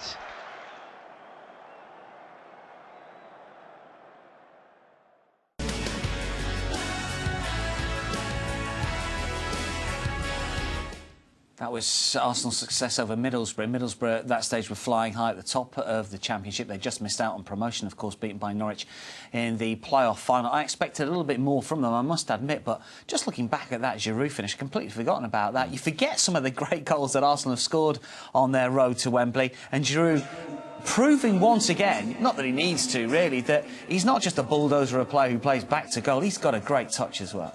Classic Giroud finishing it, that near post. Does that an awful lot, doesn't he? But that one was a little bit more special. It's on the volley, it's from a corner, and he's 2 yards outside of the post, and he has to get that in. That is that is a really classy finish, and I think in that game he really showed what he's good at. The first goal was a fantastic team move. Typical Arsenal, 5, 6, 7 passes, different players, ball just gets slotted in. But we could have won that by 4 or 5, and I was disappointed. Borough. I thought they'd come with more. I think we'd done the game together again that day. Thought they'd have come with more, but they just, again, couldn't cope with Arsenal from the off. I know we keep talking about Giroud and Walcott. It's a big discussion point at the moment, who might start up front, first choice striker. They can play together. We could have Theo on the right-hand side and Giroud up front. I know we don't see 4-4-2 anymore, but it's not to say that we couldn't see them in the same team from the off. No, Theo could easily play off of him in a hole and play kind of central. If Giroud gets drawn into the wing when he makes a run, Theo will still be in the centre. I just think what that does is then that takes a player out of another position that we like to occupy with our fluid midfield. So if you take, and you're saying to Theo, you're always going to support the front, you'll lose Mesut Ozil dropping in or Aaron Ramsey dropping in. So it's all about balance, and that's what Arsene Wenger gets paid for, and it's working. We talked about those two strikers, of course. We mentioned very briefly Danny Welbeck when we saw him board the bus. We can just see him in the background there, Danny, missing because of an injury that's just unfortunately given too much of a problem to even be used as a substitute recently. Maybe not the goal return that we wanted from Danny Welbeck, but he works tremendously hard, doesn't he? He's an industrious striker. I think, what did he get? Eight in total all season? Yeah, I think 4 in 24, in 25. League appearances. I think as a striker he would have liked to have done better than that. No doubt about it. A striker wants to score 10 plus, even if you're not the #1 striker. But what I think he has achieved in this year, without a doubt, is he's become part of the team. That's most important. You've got players to support you in that. As you said, we can have Walcott can come in, Giroud can come in. But what he's done is he has made himself an Arsenal player. First and foremost. Is Welbeck a little bit like Giroud and a little bit like Walcott, do you think? Yeah, he's kind of a mix of both of them. Does he straddle the pair in terms of his style? He's got a bit of pace, but he's got a bit of physicality as well. I think that's a really, really good, a good comparison. I think he is. I'm glad you agree with both me of now. them. Yeah, well, I will on some things. The odd thing, then I will try to. But I think, like you said, but sometimes you just need one of those. And if you know pace is going to do it, you can play Theo. If you know you need a big striker to hold the ball up, that's going to be the game because you're going to get battered all day. Sticks your ruin. If you want someone who's going to do both, you've got that's what it's about, options. We just saw a clips of the boss there being interviewed as well, Arsene Wenger. At the start of the season, Arsenal were going through a bit of a rough patch, weren't playing particularly well, still picking up points here and there as Jack Wilshere leaves the chance. And once again, he's proved his critics wrong, hasn't he, Arsene? And he does every year. Yeah, I'm just looking at Jack there myself, just thinking, he don't look too happy, but I'm sure he's over the moon there. He's just trying to join in with a few bits that are going on in the crowd. But yeah, the manager, I think some people underestimate how good he is. Just because he doesn't win things, the way he takes care of them boys and what he does with them, the way he protects them, no one ever gets in any trouble. You never see Arsenal are one of the best sides around for a role model for young players, and that's down to that man. He brings the right players in and he treats them right. Has he changed tactically a little bit this season as well? I was speaking during the FA Cup commentary yesterday with a couple of our reporters suggesting he is more willing now to play players against certain teams, whereas maybe in the past he would say, this is my first choice 11, you are good enough to go and win any match, I don't need to worry about the opposition. Do we see that when he plays, when Arsenal play Manchester City away, Manchester United away, Chelsea away, Villa at home or whoever at home, he just tweaks it a little bit more than maybe he used to. Has even he evolved a little bit this season? Have you thought about the fact that he might just have the players that he can do that with now? Before then, he may have been sort of stuck with those 11. Well, you mentioned this before, yeah, he's thinking and the player that came back in might not fit the bill. He might just be an academy player, not quite first team yet. And it's a big risk to start playing players like that, so you kind of feel so you have can to go only to your do it if default. you've got the squad. Yeah, you go to your default best 11. But now, when you've got 5 or 6 players that you can bring into that and still have your best 11, that then gives you options. And I think he's shown that he can do that.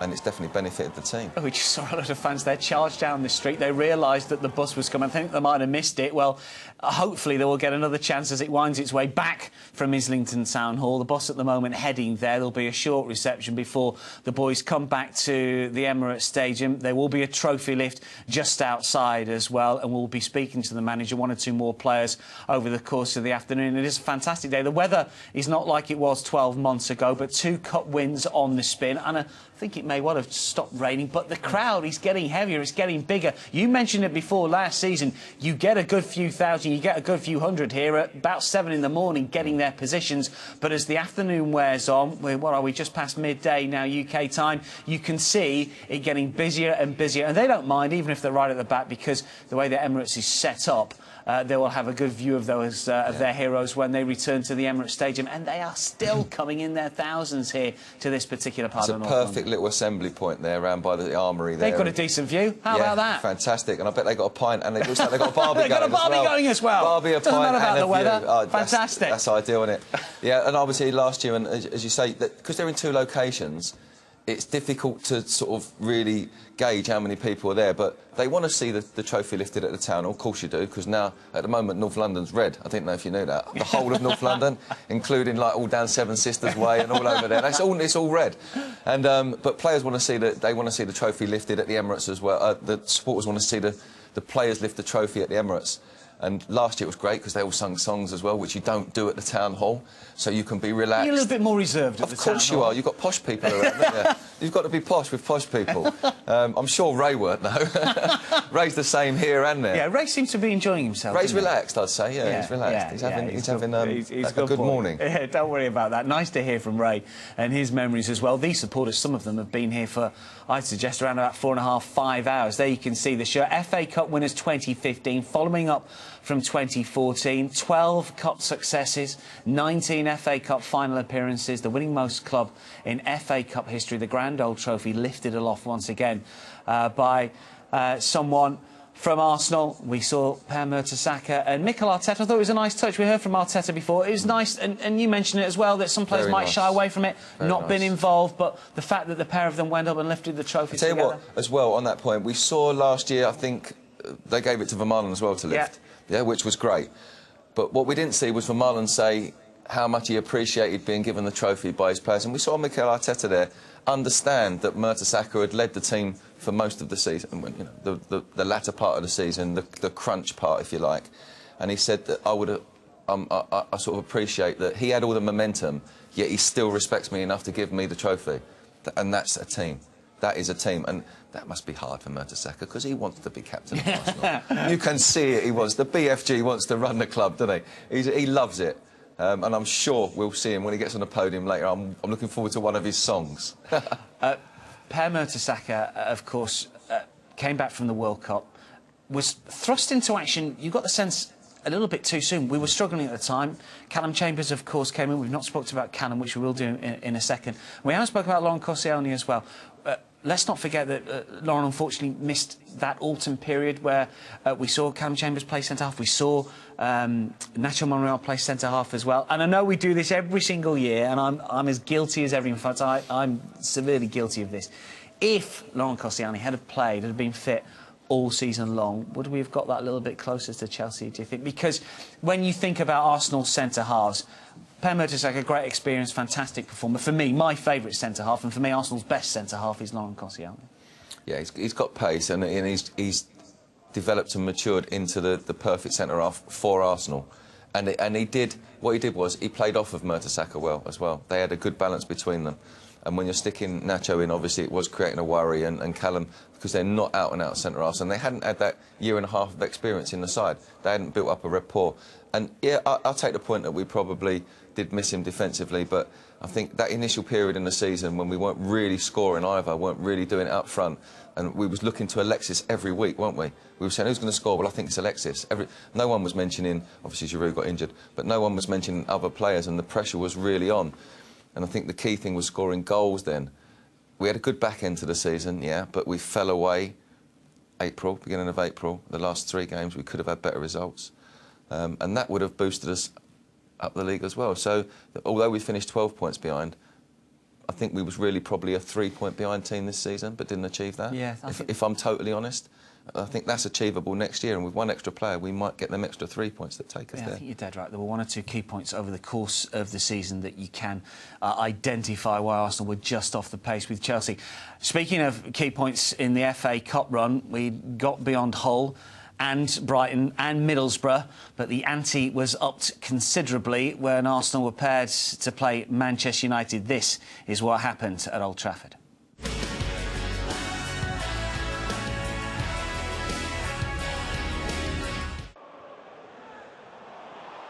Fellaini found by Di Maria. This is a good chance for United, but on the stretch was Ashley Young. Oxlade-Chamberlain going it alone, still Oxlade-Chamberlain, tees it up, Nacho Monreal is in, and it's 1-0! Nacho Monreal has not scored in nearly 2 years, but that goal is a really important one. It's Manchester United 0, Arsene Wenger's Arsenal 1. Di Maria, great ball in, Rooney! It's 1-1. Arsenal punished straight away by the man who cannot stop scoring against the Gunners.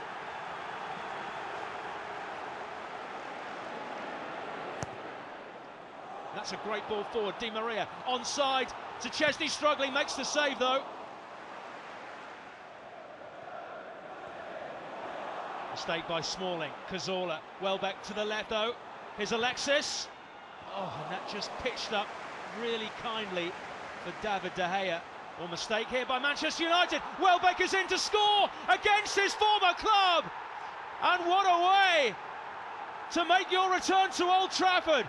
Danny Welbeck takes his chance. De Gea's punished. Arsenal, more important than anything else, are back in front. Coquelin, Alexis goes. He's got 2 players ahead of him. He's put Ozil through. Is it all over? Mesut Ozil tees it up. Here's Alexis. Oh, and De Gea gets a touch.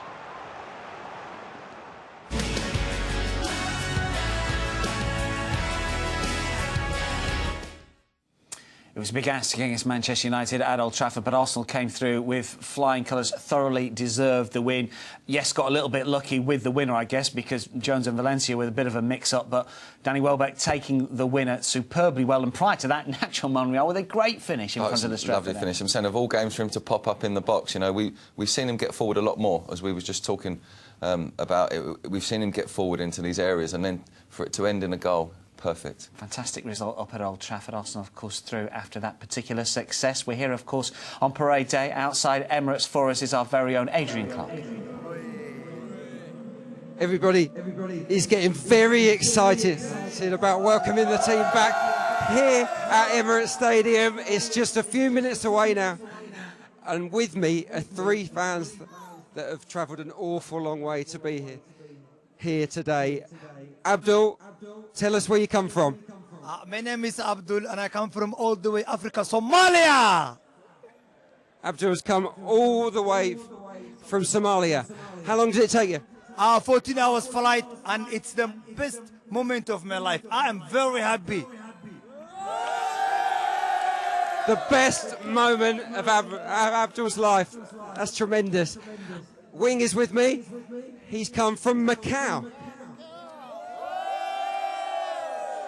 Wing, tell us how long it took you to get here. 16 hours. And was it worth it? Of course, sure. You were at Wembley yesterday. What was the experience like? You saw Arsenal win the FA Cup in the flesh. Tell us what it was like. Amazing, fantastic. Will you ever forget it? Matt's with us. He's come from Hong Kong. Kissing the badge, like it.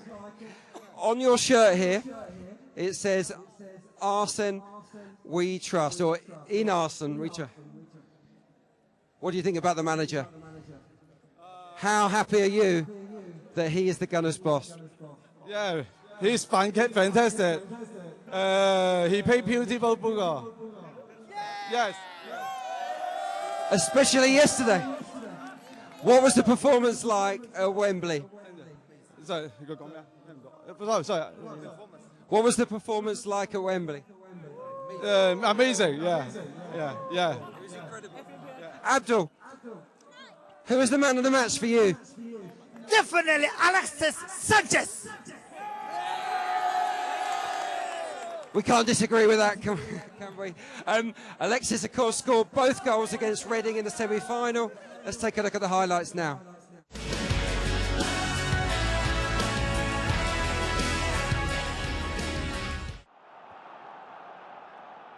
Arsenal getting up ahead of steam. Ramsey switch sides.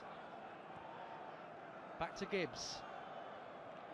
A bit more penetration here from Arsenal. Ozil got a bit of time.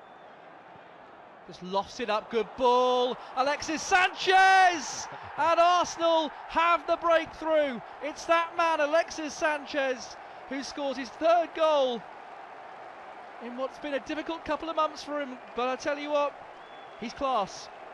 Well, this is it. We was just saying he's probably the one player who's not been involved. There he goes, but Mesut Ozil, middle of the park, took the ball, gave himself a yard of space, waited, and what a ball into him. But it was a good run, he took it, got it down. So you look at Mesut Ozil here, he's look, great little ball, great little weight, it's what he does.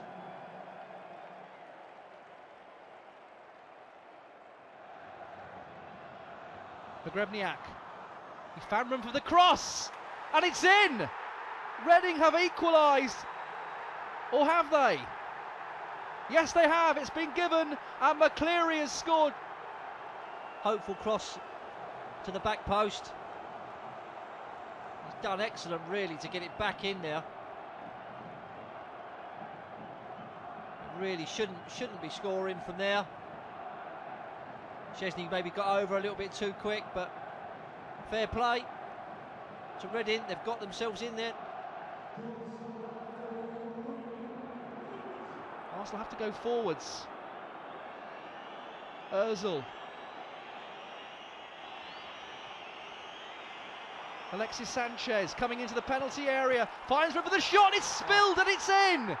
Federici didn't get away with it this time, and Alexis Sanchez scores his second goal of the game, and what a time to score for Arsenal. They're back in front.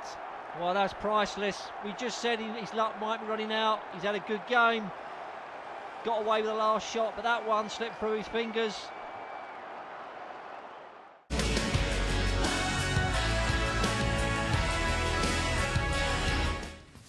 That was, of course, the semi-final against Reading. I don't want to feel sorry for Adam Federici, but when I see that and it slips through his fingers, it's a howler, isn't it? And he'd had such a good game. He had, hadn't he? He'd made some cracking saves, to be fair, and been strong and commanding. He must have thought, even if we lose, I might get man of the match here. And then they did lose, and unfortunately he let it in. It was a sour moment for him, for sure. Yeah, it was. I don't know what you're laughing at. Like, I don't want to, but I'm an Arsenal fan, and that's what you want to see. You want to go, and we needed it. Yeah, and if that's the way it comes, we'll take it. That, of course, got us through to the final. Within the next half an hour, if you missed the highlights, you'll have an opportunity to see extended highlights via the show while the boys are coming back from the Town Hall to Emirates Stadium. We will be speaking to more of the Arsenal first team squad. We'll be hearing from the manager as well. The team bus is currently in Islington. It'll be coming back to the Emirates Stadium very shortly indeed, and we will get more from the great and good from that Arsenal team coach. The Reading game was a bit strange, wasn't it, really, because I was so convinced that it would just not be like the Wigan game from the previous semi-final last year, when obviously it went to penalties. I was so confident, but it nearly went to spot kicks. You know, sometimes you need a bit of a kick up the backside. You can't get too complacent. And I think, you know, to a certain extent, we got out of jail that day. Maybe a little bit, yeah. I can see where you're coming because from. It was a mistake, and then you know? when we played Reading before in the Cup, we had that big goal fest, didn't we? And it was like a mad game, and you're thinking they could draw something from them experiences, you know, thinking we banged in all them goals before against them, we only need a couple today, and it is a worry. And yeah, at that later stage when you're so close to the final, to have a game like that, yeah, and we didn't play brilliant. Do you start thinking about that? You've got Reading in the semi-final. They're a championship team. Do you start thinking, well, we're in the final now, we've just got to worry about playing Aston Villa or Liverpool? Do you get complacent? It's natural when there's 4 teams in the hat and only one of them is going to play. 3 of them are Premier League teams and one is not. For you to pull that out and leave 2 Premier League teams, you've got to be thinking, I've got the easiest draw here. You can't help that thought, but it's continuing and being focused on winning. That's the difficult part. You've still got to go out and do the business, and they're going to do more to upset you.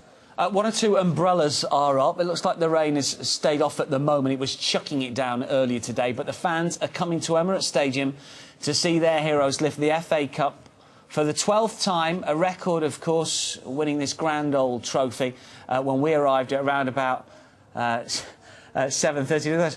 4-0, I think, is the suggestion there from those particular supporters. And we heard Adrian speak to supporters from all over the place. One from Somalia. Took him, what was it, 14 hours to get here. One from Macau. They have come from all over the place. These are some of the flats that were built just outside the Emirates. Obviously, all Arsenal fans. You can see the Arsenal flags being draped outside those balconies as we look across outside from just above where the Arsenal club shop is and where the media entrance is, peering out to the thousands that have made their way. And there are thousands more on the route as well. I was slightly concerned that we might not get as many as last year, A, because of the weather, B, because, you know, last year was after 9 years. This time it's 2 on the spin. You might not get everyone out, but it looks like it might be even more than last year. You can't stop them celebrating. You know, it's been a long time not winning things. 2 years in a row is nothing. When we're winning it 6, 7 years in a row, then they can be forgiven for being a bit complacent and saying, I'm going to take this Sunday off this year. I'm going to have I'm going to do something with the family. But this is about winning things. It's the biggest trophy in English football, single trophy, really. More clubs enter this competition than any other competition in the world, I think, from a footballing point of view. And it finishes at the top. It starts at the bottom and finishes at the top. It is a romantic cup, and I think people are buying back into that now. You know, it is the biggest game of the season, the FA Cup final.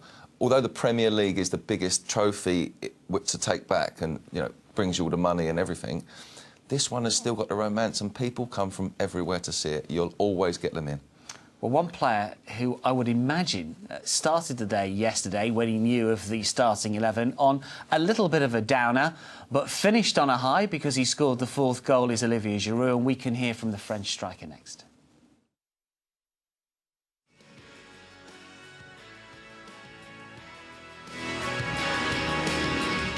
To see so much people in the streets with the bad weather like that, it's amazing for us. To be honest, I didn't expect so much people because last year it was a fantastic day, and we expected maybe 200,000, but to be honest, with the bad weather, it's fantastic to have so much people in the street, and we really enjoy it with the fans. It's fantastic to win it again, and let's meet next year for maybe more. Well, that's the thing, isn't it? You do get a sense that now that you've won this 2 years running, that could this be the start of another really successful era for this club, do you think? Excuse me, say again? Could this be the start of another really successful era for this club with Premier League titles to join the FA Cup? Yeah, of course. I mean, now we're going to just enjoy this trophy, but next year we really want more, you know. It's been 3 years I'm here. I really enjoy, you know, play for this club. It's an honor for me, and we really want to start the season really strong next year, and to join for sure the title race. We want more. You've been scoring goals all year. How important was it that you got another one on the big set-piece occasion of Wembley FA Cup final?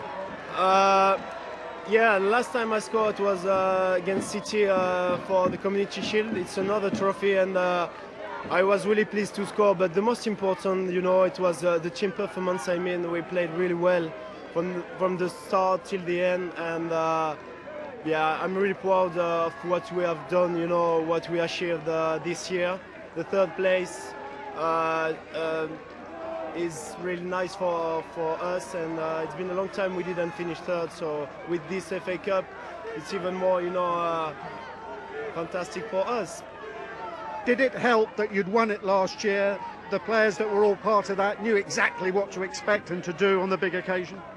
Yeah, I mean, last year it was a bit harder maybe because we were 2-0 down, and it was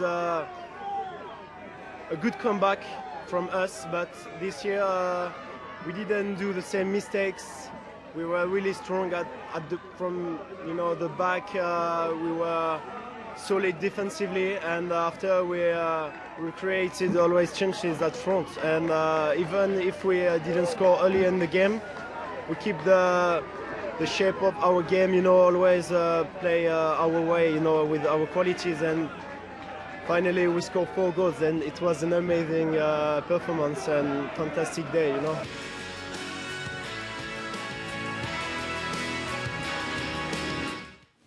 Olivier Giroud, who scored the last goal in that 4-0 success over Aston Villa yesterday and contributed very much to our cup run this campaign. Of course, 2 against Middlesbrough. We saw that 5th round success earlier on today. And he had a period where he scored, I think it was 10 goals in 10 appearances for Arsenal. I think it was 11 and 12 for club and country as well, from sort of late Jan moving into Feb to the early part of April. And his goals were key for Arsenal's renaissance, because at that stage Arsenal were probably the best team in the country. Yeah, top of the form league for 4, 5, 6 weeks maybe. Yeah, they're really, really flying, and definitely those contributions from Olivier. But when he come back into the side, I think he made his comeback after injury against Manchester United. Yeah. Although we didn't win the game. No, scored late on. Scored late cracker. on. Finished with a goal at Everton. Started with Manchester United. You roll that into the run he had after that, and his goal tally is impressive over that period of games. And he's coming for a little bit of stick from outside quarters, or maybe even inside quarters this season, Olivier Giroud.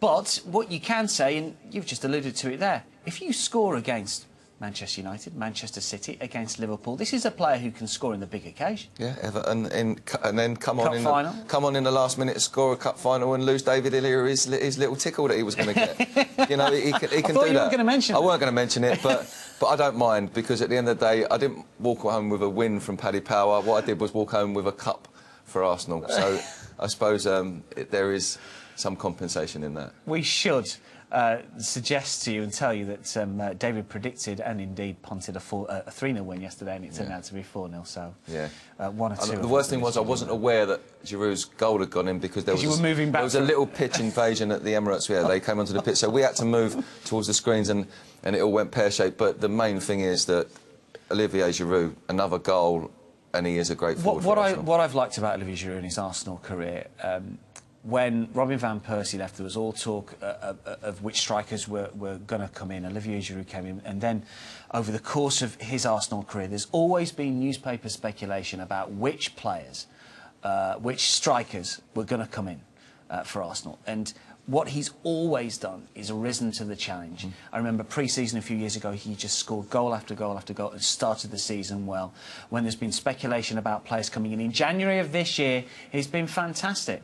And you can't argue with his fighting spirit and the quality that he's got. He doesn't mind knuckling down and fighting for his place. And the other key thing is he's actually improved season by season. There's not one point when he sat back on his laurels, like you said, and said, "Well, I'm not going to take this. I'm better than this." And sulk, he doesn't sulk. No, he's got on with it, and that is a testament to the man. I think it's talking right back to Nigel, when Nigel said it's about the dressing room and stuff like that. The lads and Ray, they've got a dressing room mentality now that is good. They're all pulling in the same direction.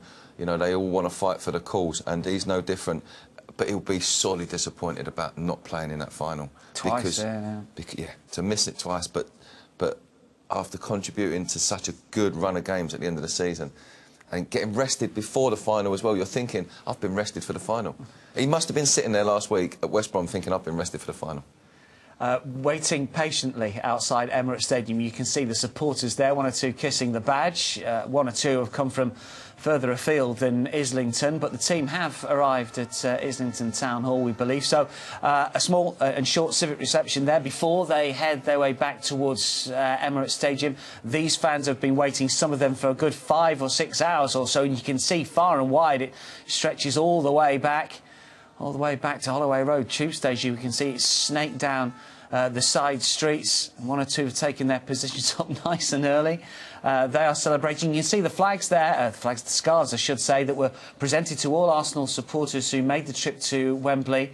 Those yellow scarves were left on the seat of every single Arsenal supporter in the Arsenal section. It was a fantastic atmosphere yesterday, and it gives some credit to the Aston Villa fans as well, because it was their big day out. Yes, it fell a little bit flat, unfortunately for them.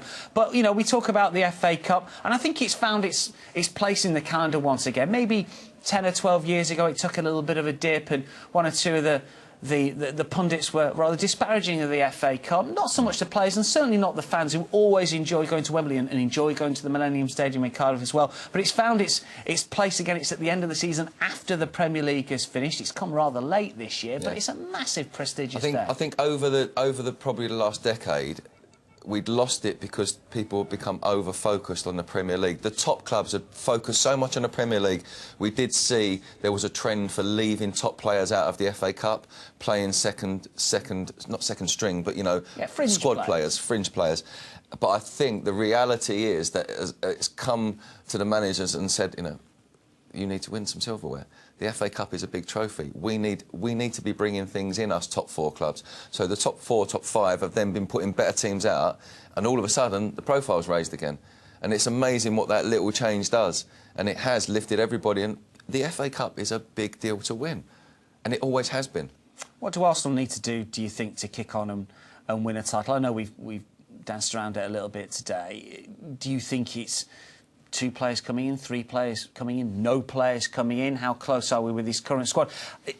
We always like to see marquee signings. Do you think we might get another one this summer? Or do you think it might be those players that, you know, just need certain positions in the squad? I think it would be great for the squad to get a couple of marquee players. I think because you're sending a message out there to, you know, we're a big club, and then big players say, I want to play for you, and that confirms your own belief that you are at a big club. And the more players you get like that, you will develop a sort of, not a Galacticus, but, you know, a great side, a great team of players that believe in themselves. But just as important, I think it will be to keep that team and that squad that we've got fit. Arsene Wenger had them all on show yesterday. They was all on the bench. Even brought back the Ox, although he's not nowhere near real fitness, I don't think. You know, he's there for everybody to see. Wenger saying, look what we've got. This is what I've got in my locker at the moment. Keep that lot fit, bring a couple more in, and people will be worrying. But you've still got to do the business come the start of August. In that first 4 games, you've got to win them all.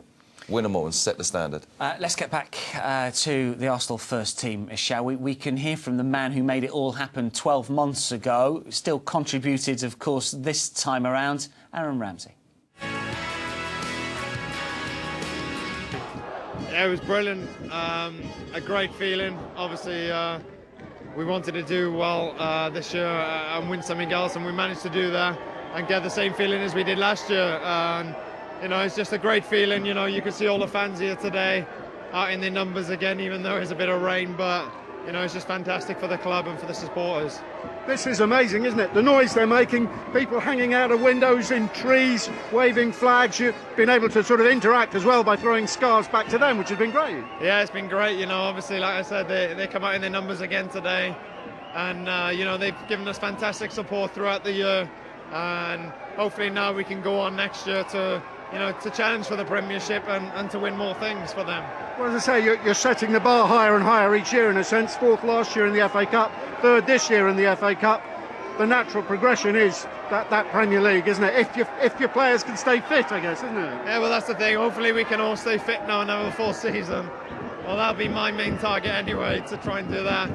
And, you know, when we keep everyone fit and healthy, you know, we're capable of going on these great runs that we've been on at the back end of this year. So hopefully we can maintain that throughout the season next year.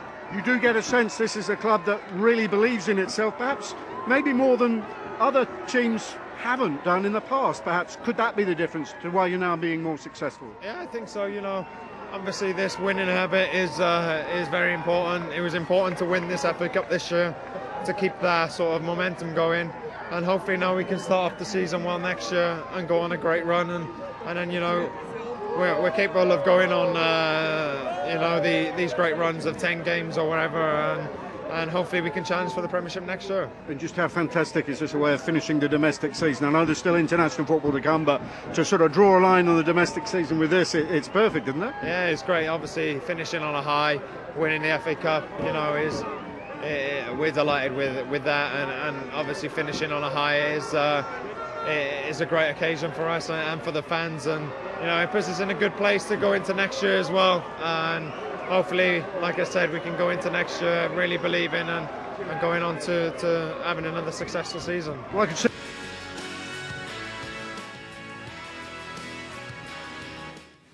Aaron Ramsey, who couldn't repeat the trick from last year, didn't need to, obviously, in extra time when you can't top that to a certain extent. This time it was a lot easier.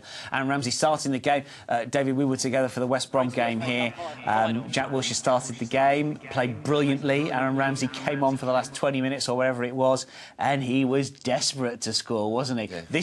This is typifies competition for places, doesn't it? It was like Billy's boots. I'm going to take free kicks, throw-ins. I'm going to get on everything. Every time I get a ball, I'm going to shoot. So don't anyone. But he knows he's got to keep it so high the standard, or else he's not going to keep his place. That's right. And in fairness to him, he did. He forced a couple of good saves. I think he hit the post. He really did stake his claim. I don't know if maybe his position probably wasn't in any doubt for him because he'd been rested for that game, maybe for the final. But we said the same about Giroud. He'd been rested for the final and didn't play. But he still contributed a big lot of hard work and some good play to the final yesterday. Is it a straight choice at the moment for that? I know it sounds odd. I would never have said this a few years ago. Is it a straight pick between Wilshere and Ramsey for the right-hand side of Arsenal's attacking trio at the moment? I think it possibly... Is that the only place that any of those players can fit at the moment? I don't think they're competing for a position with Ozil on his side of the pitch. And I don't think they do what Alexis does. So, yeah, I would say they've... Could they fill in where Santi is? No, I think Santi is now... I was just going to get onto that. I think Santi would have been one of those in that trio. He would have been part of that trio. One of them will compete for the spare place. But he's found a little niche in there playing off Coquelin, and it's working really well. Not going to change it. No, and it's raised Santi's game. It's give it another dimension, if you like, and he's on the ball, and that's where you want Santi. So I don't think he can move from there.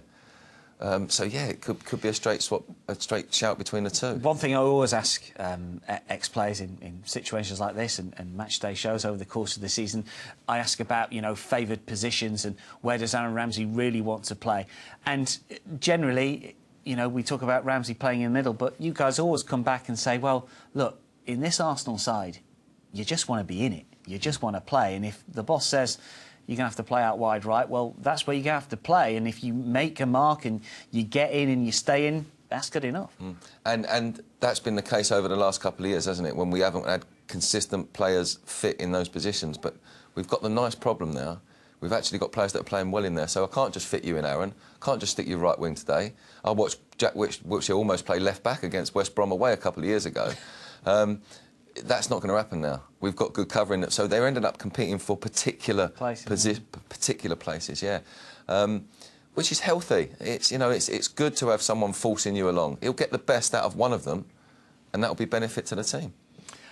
David, thanks for now. We have got something rather special coming your way if you missed the FA Cup final, because we've got extended highlights coming your way. Before that, we're going to head back outside and we can hear from Nigel Mitchell once again.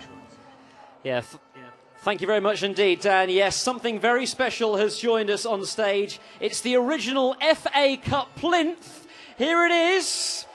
And there's a nice little cluster of Arsenal round there. 2002 Arsenal, 2003 Arsenal. Directly below that, 2014 Arsenal. And by 2015, the letter A. So we obviously ran out of Wembley very quickly yesterday before they got to finish. So we'll have to send that back. We want it back in our trophy cabinet. And it's here, of course. The team currently at the Town Hall making their way back to Emirates Stadium with the trophy, the new trophy. I said this is the original. Of course, the FA Cup now is only 2 years old. And Arsenal are the only team to have lifted that brand new FA Cup. It really is becoming our trophy, isn't it? We love it.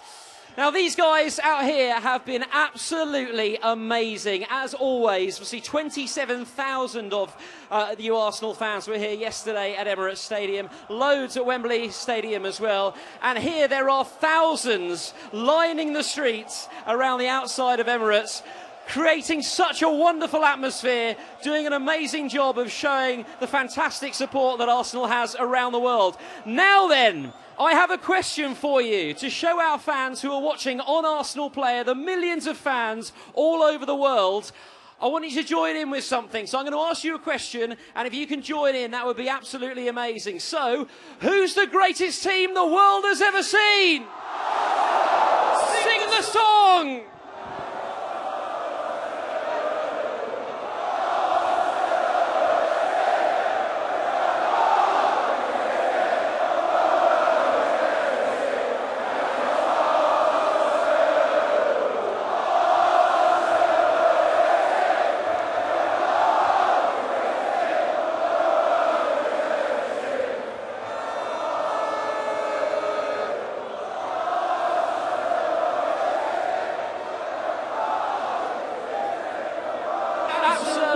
Amazing. Give yourselves a big cheer. We love you. Brilliant.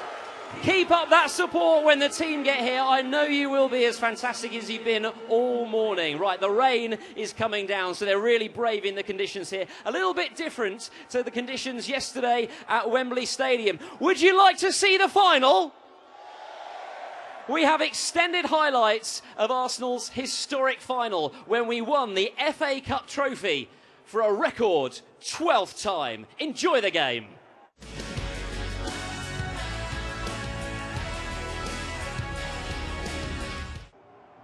No team has appeared in more FA Cup finals than Arsenal, and should they retain the trophy they won last year, they can boast of being outright the most successful club in the competition's history.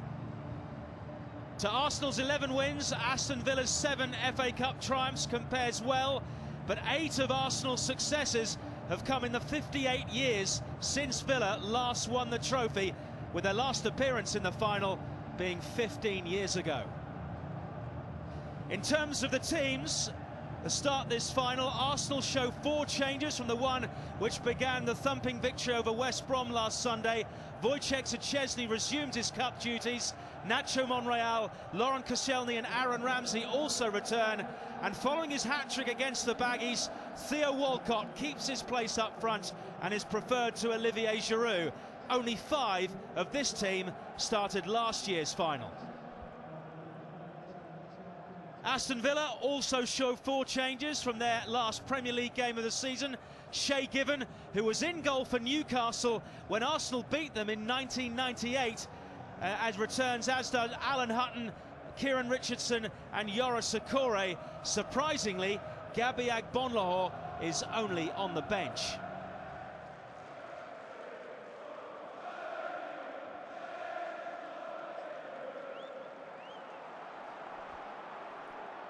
Sanchez, Alexis Sanchez trying to feed that one through.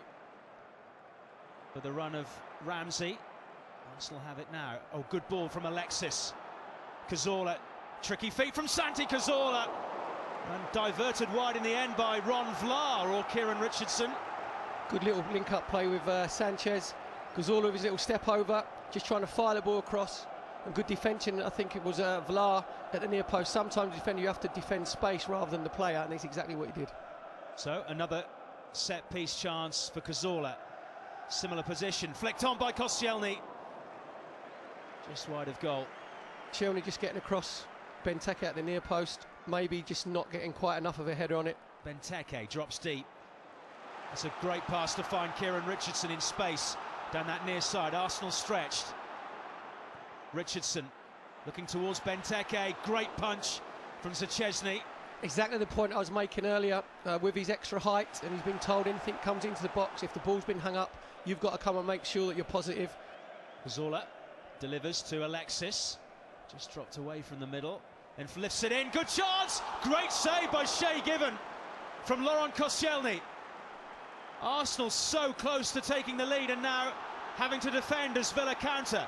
Grealish up towards Fabian Delph, under pressure and in the end fouled by Francis Coquelin. Fantastic athleticism from Shay Given. He's got his body weight going to the left hand side, so he's got to spring back to the right. Good movement from Sanchez. Just the ball gets it out of his feet. Excellent header back where it come from, and an excellent strong wrist. He hasn't just palmed it, he's virtually punched it away as well. So fantastic goalkeeping from Shay Given. Monreal to Cazorla. Ramsey wants it back again, but Cazorla has switched play. Bellerin. Space to move forward. Good play by the Spaniard. Equally good defending though, although they haven't got it clear properly. Still Bellerin, and then right at that near post. Arsenal almost force another save out of Shay Given. Richardson doing well initially, then Bellerin reacting really quickly, just firing it across the near post, and Aaron Ramsey getting himself across the near post, just quite can't turn it back on himself enough. But we started very well. If I was Tim Sherwood, I'd be a little bit worried. We're 16 minutes into the game now and Villa haven't really settled. They look a little bit nervy.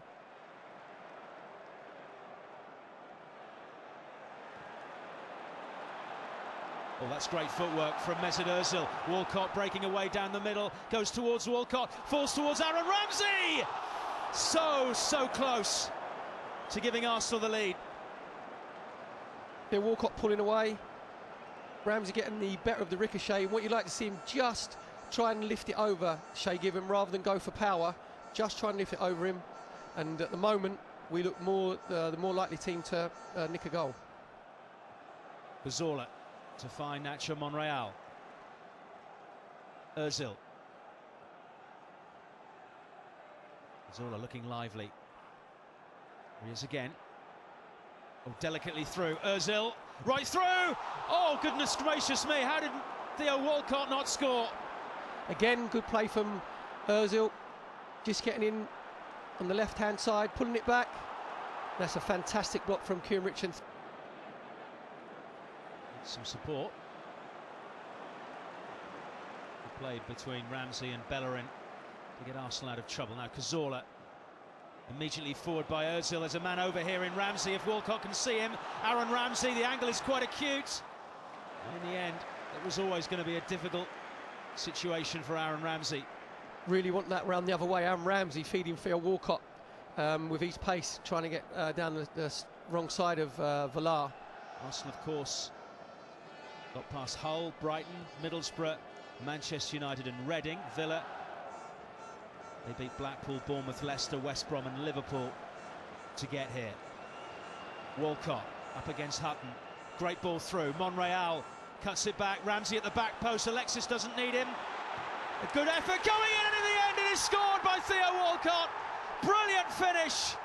And the man who scored a hat-trick on the final day of the Premier League season gets Arsenal up and running in the FA Cup final.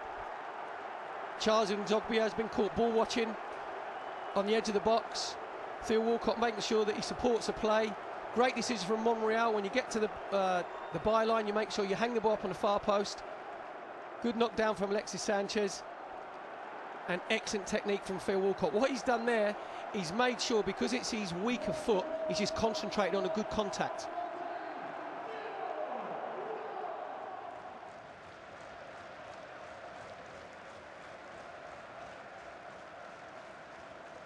Walcott. Ball's going to fall here for Alexis. Monreal comes up in support. Alexis drops inside, shoots well. Oh! What a goal! Alexis Sanchez!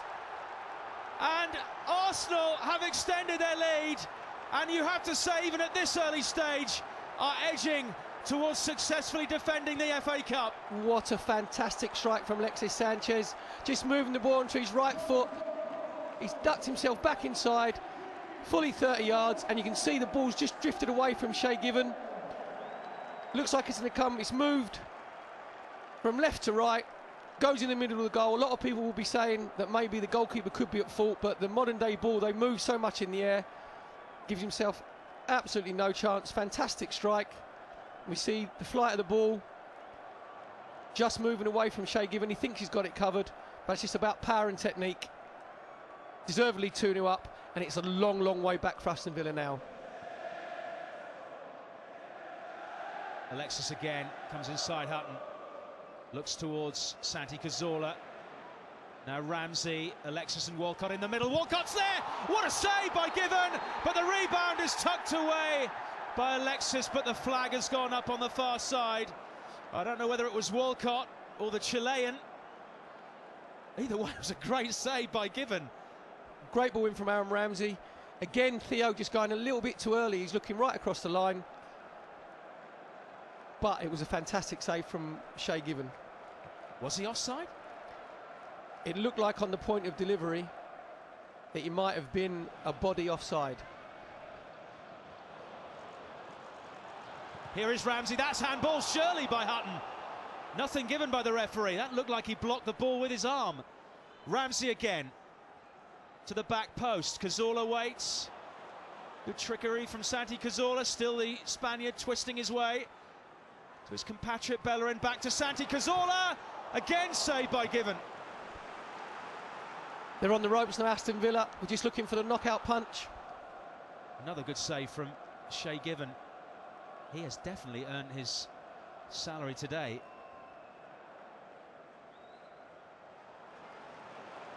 Coquelin, immediately forward.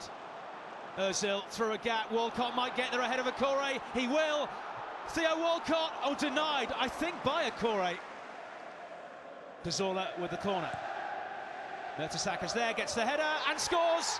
And that's it, surely. Arsenal are going to retain the FA Cup, and Per Mertesacker has made it 3-0. The scoreline at the moment, 3-0, is no more than we deserve. Ball comes in. Again, a free header.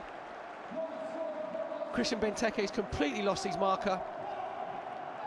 Shay Given absolutely no chance. I think it went in off his shoulder. One of the best shoulders I've ever seen.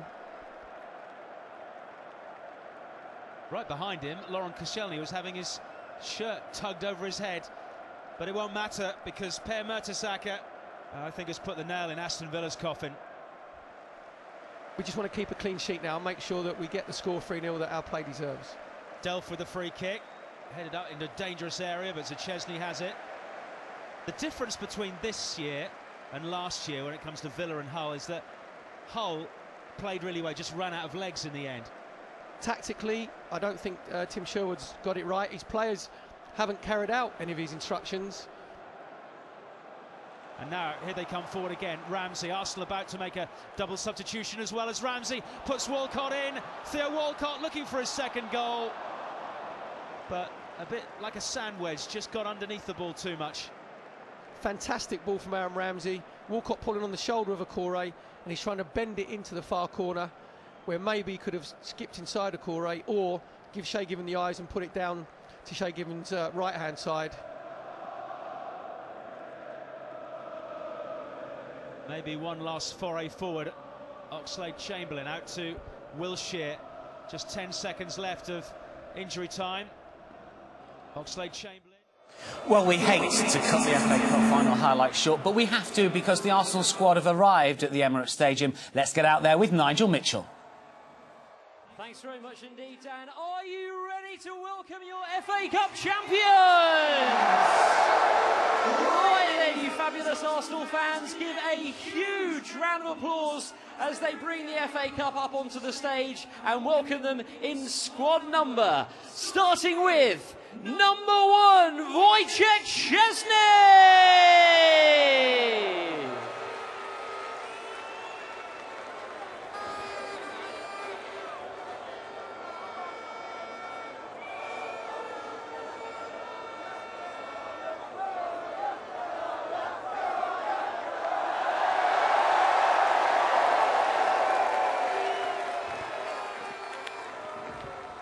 Good man, Wojciech. Congratulations. Number 2, Mathieu Debuchy.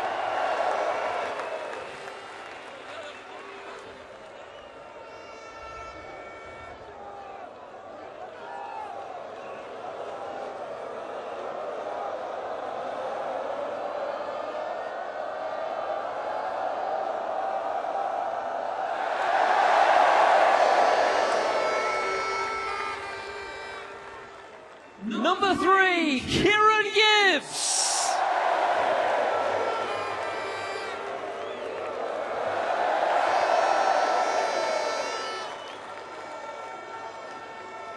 Number 5, Gabriel.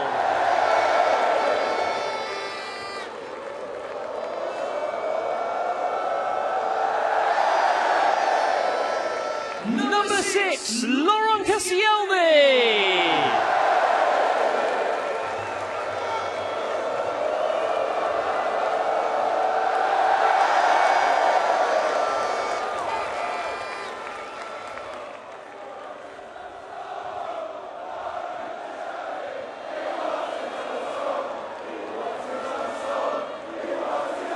Number 7, Thomas Rosicki.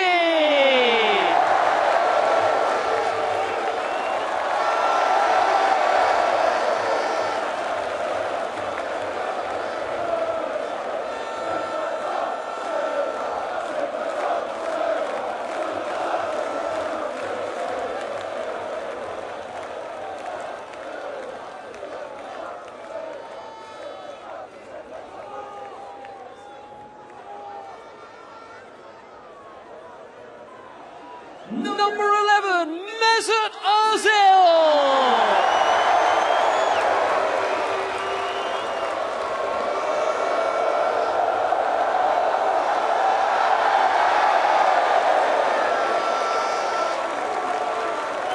Number 13, David Ospina.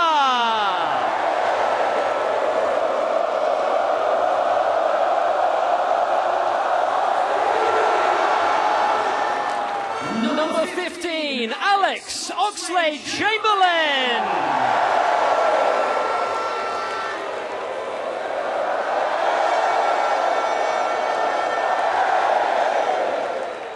Number 10, Jack Wilshere.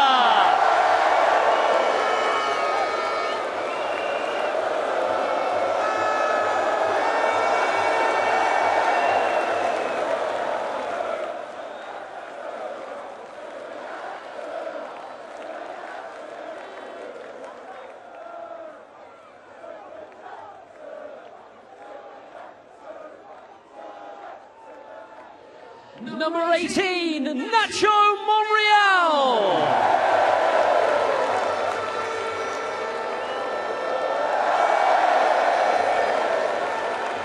Number 16, Aaron Ramsey.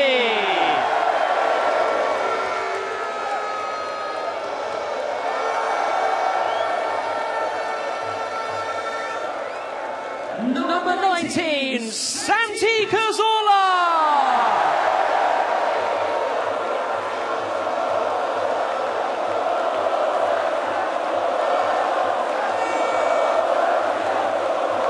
Number 20, Mathieu Flamini.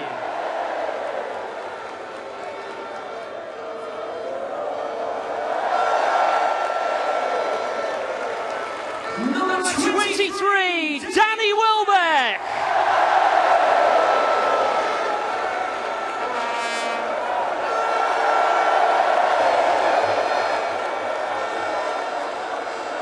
Number 26, Emiliano Martinez.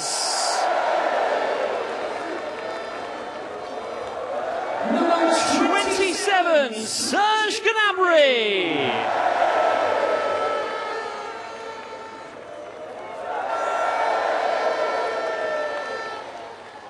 Number 34, Francis Coquelin.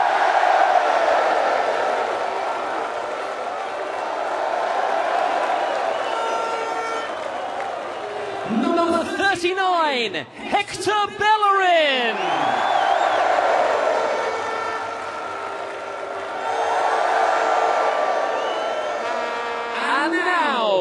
the goal scorers of the FA Cup 2015 final. Number 14, Theo Walcott.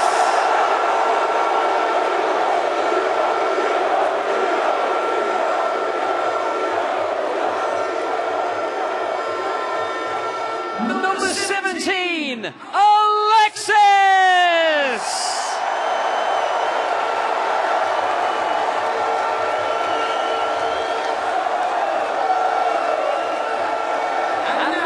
The player who came on 12 minutes from time to score our 12th goal over Aston Villa this season, to secure our 12th FA Cup win. For you, our 12th man, number 12, Olivier Giroud.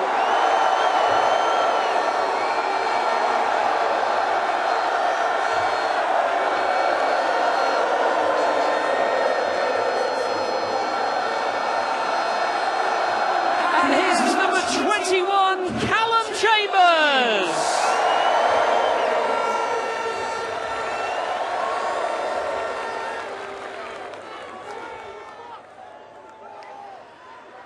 And now, ladies and gentlemen, the manager of Arsenal Football Club, Mr. Arsene Wenger.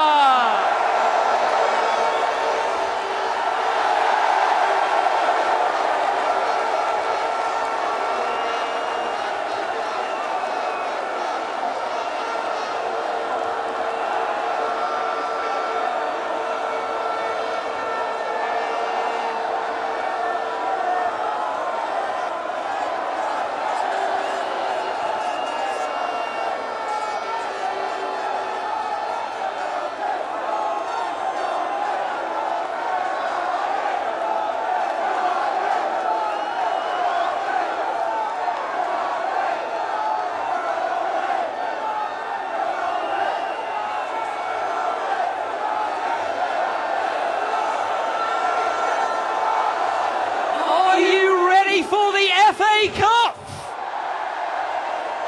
bringing it now on stage for a second time in a row, Mikel Arteta and Per Mertesacker.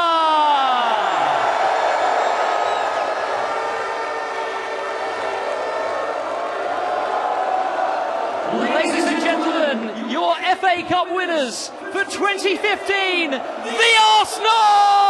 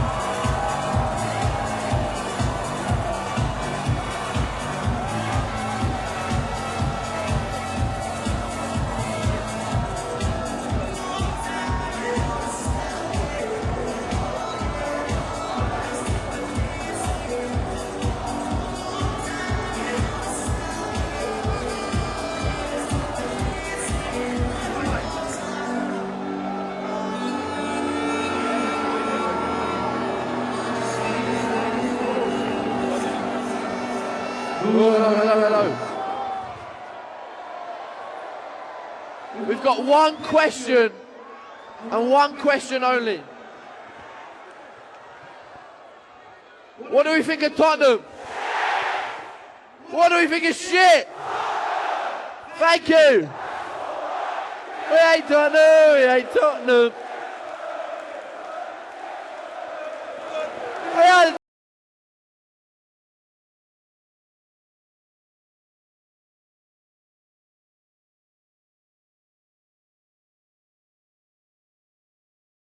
it's happening again.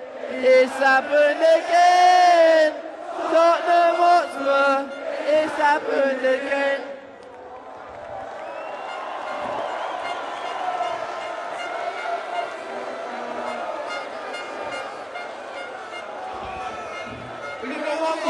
One more. My old man's a Tottenham man.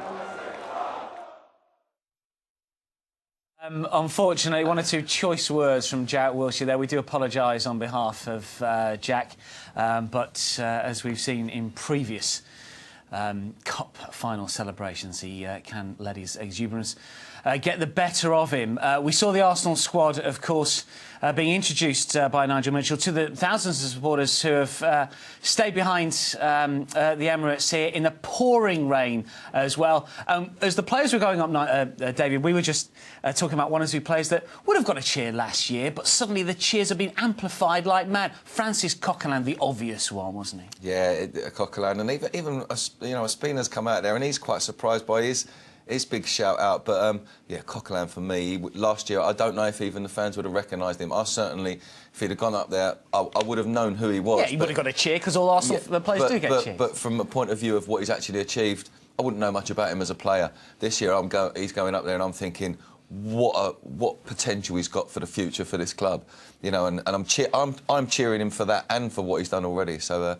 Yeah, it's interesting how the Arsenal fans take to certain players. Obviously, they take to every single Arsenal player. We saw Danny Welbeck, of course, take some fantastic cheers from the supporters. More on that to come. We're going to go back out live with a more demure player, Per Mertesacker. Yeah, I'm joined by Per Mertesacker. Per Mertesacker, everyone!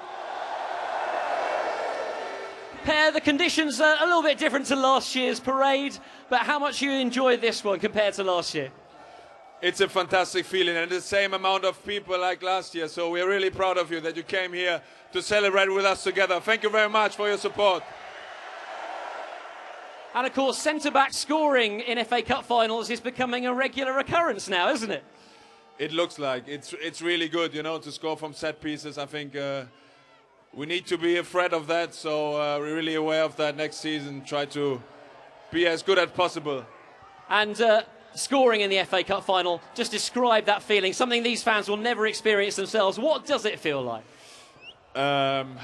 It's difficult to say because I didn't know how to celebrate, and just saw Santi, who gave the assist, try to celebrate with him, but it's different. You don't know what to do. It's a fantastic moment. Per Mertesacker, everyone!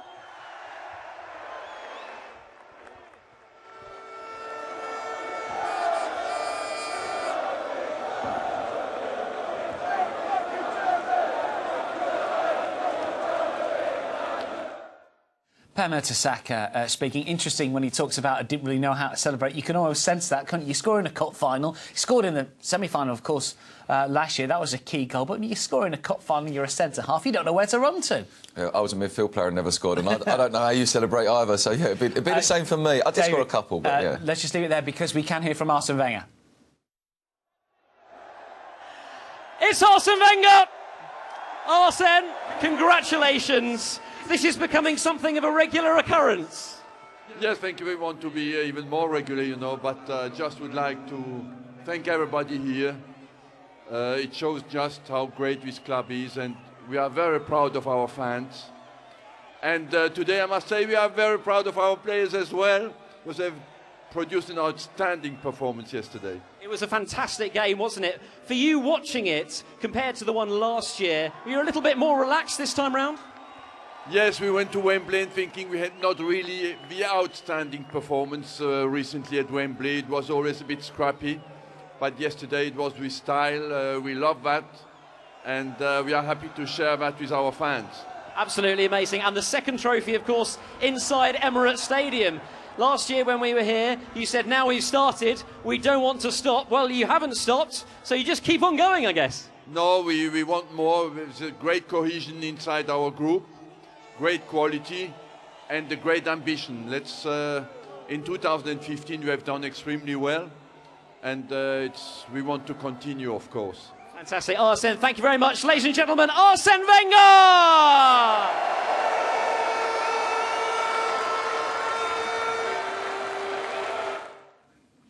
That was the boss speaking to Nigel Mitchell outside in the pouring rain. And as Nigel reminded Arsene Wenger last year, he said, you know, we want more. Well, we've got more. We want even more. Now, just on the performance, I mean, it's a typical Arsene Wenger Arsenal performance yesterday, wasn't it? Because the attacking football was fantastic against Aston Villa. This is what we've seen from Arsene Wenger sides over the 19 years or so that he's been at the club, and it was brilliant to watch yesterday. Yeah, if you fantasise about a style of Arsenal win, that would be the one, wouldn't it? You control the game from the start. Maybe you'd have put in a goal earlier in the first half, but it was a dream performance. The midfield movement, the defence ate up play, and some great goals. Yeah, and we are still hungry. Certainly Arsene Wenger is, hungry for more success. We can go back outside because Theo Walcott is with Nigel Mitchell. Right, Dan, here's Theo Walcott. What a difference 12 months make, Theo. Hey, no FaceTime this year. Oh, no FaceTime at all. You know, I sadly missed it last year. I missed all of this, and you guys make this day so special for not just for me personally, but for the whole squad, everyone that you don't see behind the scenes at the club. Can't thank you enough. The whole squad here is fantastic. I've been here a long time, and this is the best group of players I've ever worked with, and will continue to work with. You can tell that because you're all such good mates off the pitch and on the pitch as well. You just really play for each other, don't you? Yesterday was such a great example of that. I think the most important thing now we have in this team is trust. And when you've got that in the squads, you're going to be determined to be on big things. You're going to win big things. And, you know, like I say, the excitement here today is absolutely incredible. And to be part of that, it's a great honour. Talk us through that goal then. Because it all happened rather quickly when we were watching it yesterday. I know.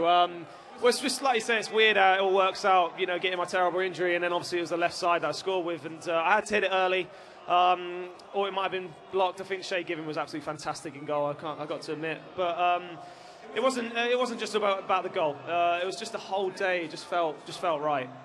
Well, thank you for getting that first goal for us yesterday. You'll always be an Arsenal legend for that. Top man, Theo Walcott, ladies and gentlemen. Cheers, Theo. Thank you. Congratulations.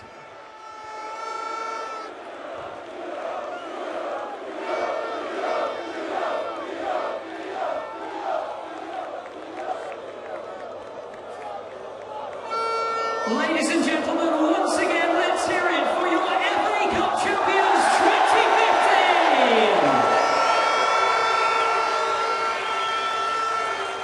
2015. Let's give them a huge wave as they leave the stage.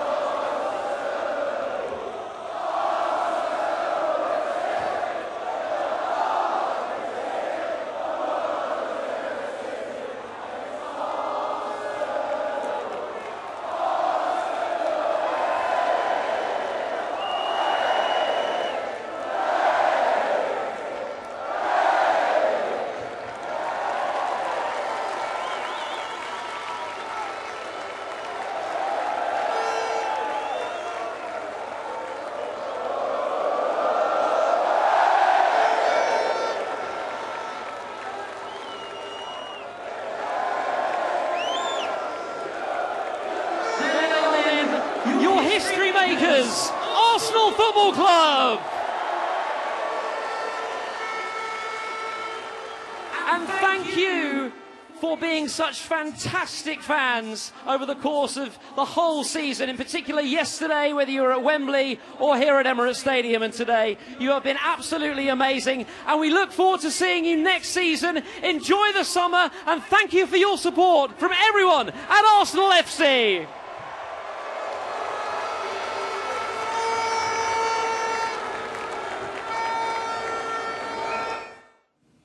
Nigel Mitchell conducting the interviews outside. Theo Walcott, Per Mertesacker didn't want to leave the stage, I don't think, David. And talking about celebrations, maybe Per should have done that particular celebration with Theo yesterday. Yeah, I don't think he was prepared though, was he? He didn't know he was going to score, but that would have been great. It would have been a really good... And then to redo it again today would have been nice. But, you know, two really great players from the day, and it just shows you how much it means. They're still up there. They're still playing around with the fans. Don't want to leave that cup alone because it's kind of theirs.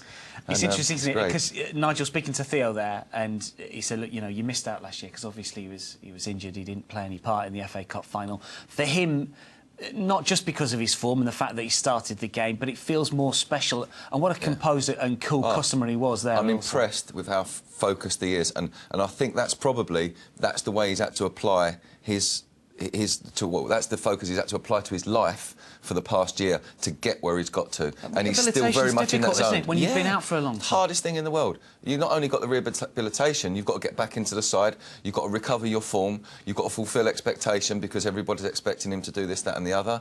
You've got to get to the potential that people expect from you, and he's done it all, and he's looking so composed and happy. The whole squad, it feels there's confidence running through their veins. And we talked about, you know, the league campaign, and the first half of the league campaign didn't really work out. We know that. We know that Arsenal weren't firing on all cylinders. There was one or two injury issues as well.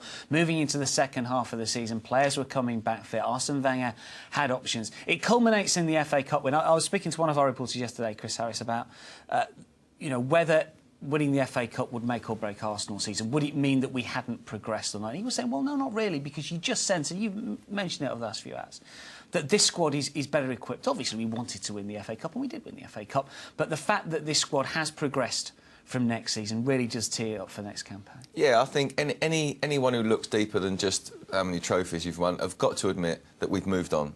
As a squad, as a group of players, like Theo said, a really good word there, trust. I like that. They trust. I think they've always trusted the manager, but now they trust in the system and the squad to be able to do that system and to go out and carry out what the manager's asking. I think they know they can all do it, and I just think belief is the big thing, and it will continue. I am absolutely sure.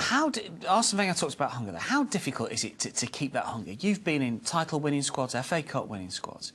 You've been around very successful Arsenal teams. How difficult is it to just keep on going, to get yourself up for next season, to make sure that hunger is still there? I know it should be easy. I don't think it's difficult. I think, do you know what? I personally think that the people at the top of their game, the best players in any sport or in any business, work the hardest and have the most hunger, and that's why they stay at the top.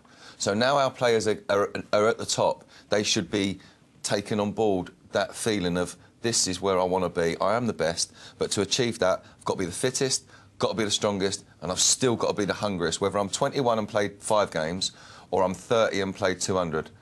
To stay at the top, you've got to be the hungriest. You look at top players, Ronaldo, Messi, they're as hungry as they were when they was 20. When you watch them play, when you cross that white line, and that's what we've got in this group of players. We've got to kick on from the start of next season, haven't we? Because what's happened in recent seasons, and certainly last season, is that we haven't picked up, you know, the required amount of points. No, the previous season it was slightly different. We tailed off, but you get the sensation. If Arsenal can put together results, I don't know, win 3 on the spin from the get-go, maybe 4 of the first 5, something like that. You've got to be in the vanguard straight away. Yeah. We've seen that with Chelsea this year because they've led pretty much from start to finish. Yeah, we missed out on 2 years ago by 7, on this year by 12 points, and that's only a couple of games. And if you apply that to what part of the season or a bad patch, it's all in one area, whether it's at Christmas, whether it's at the beginning, whether it's at the end. You need to address that. Arsenal's problem has been at the beginning, getting the results in. We're going back a couple of years when Villa beat us at the start of the season. It's a bad start. Can just put you on the back foot. Yeah, straight away. You've got so much expectation. You have such a great pre-season, and then you get whacked at home by a side that shouldn't be beating you. You need those points. They're the important points. Just going back to that word that you talked about, trust, and Theo mentioned it, and he was talking about trust within the Arsenal squad, and they trust each other the way that they play, and they trust the manager.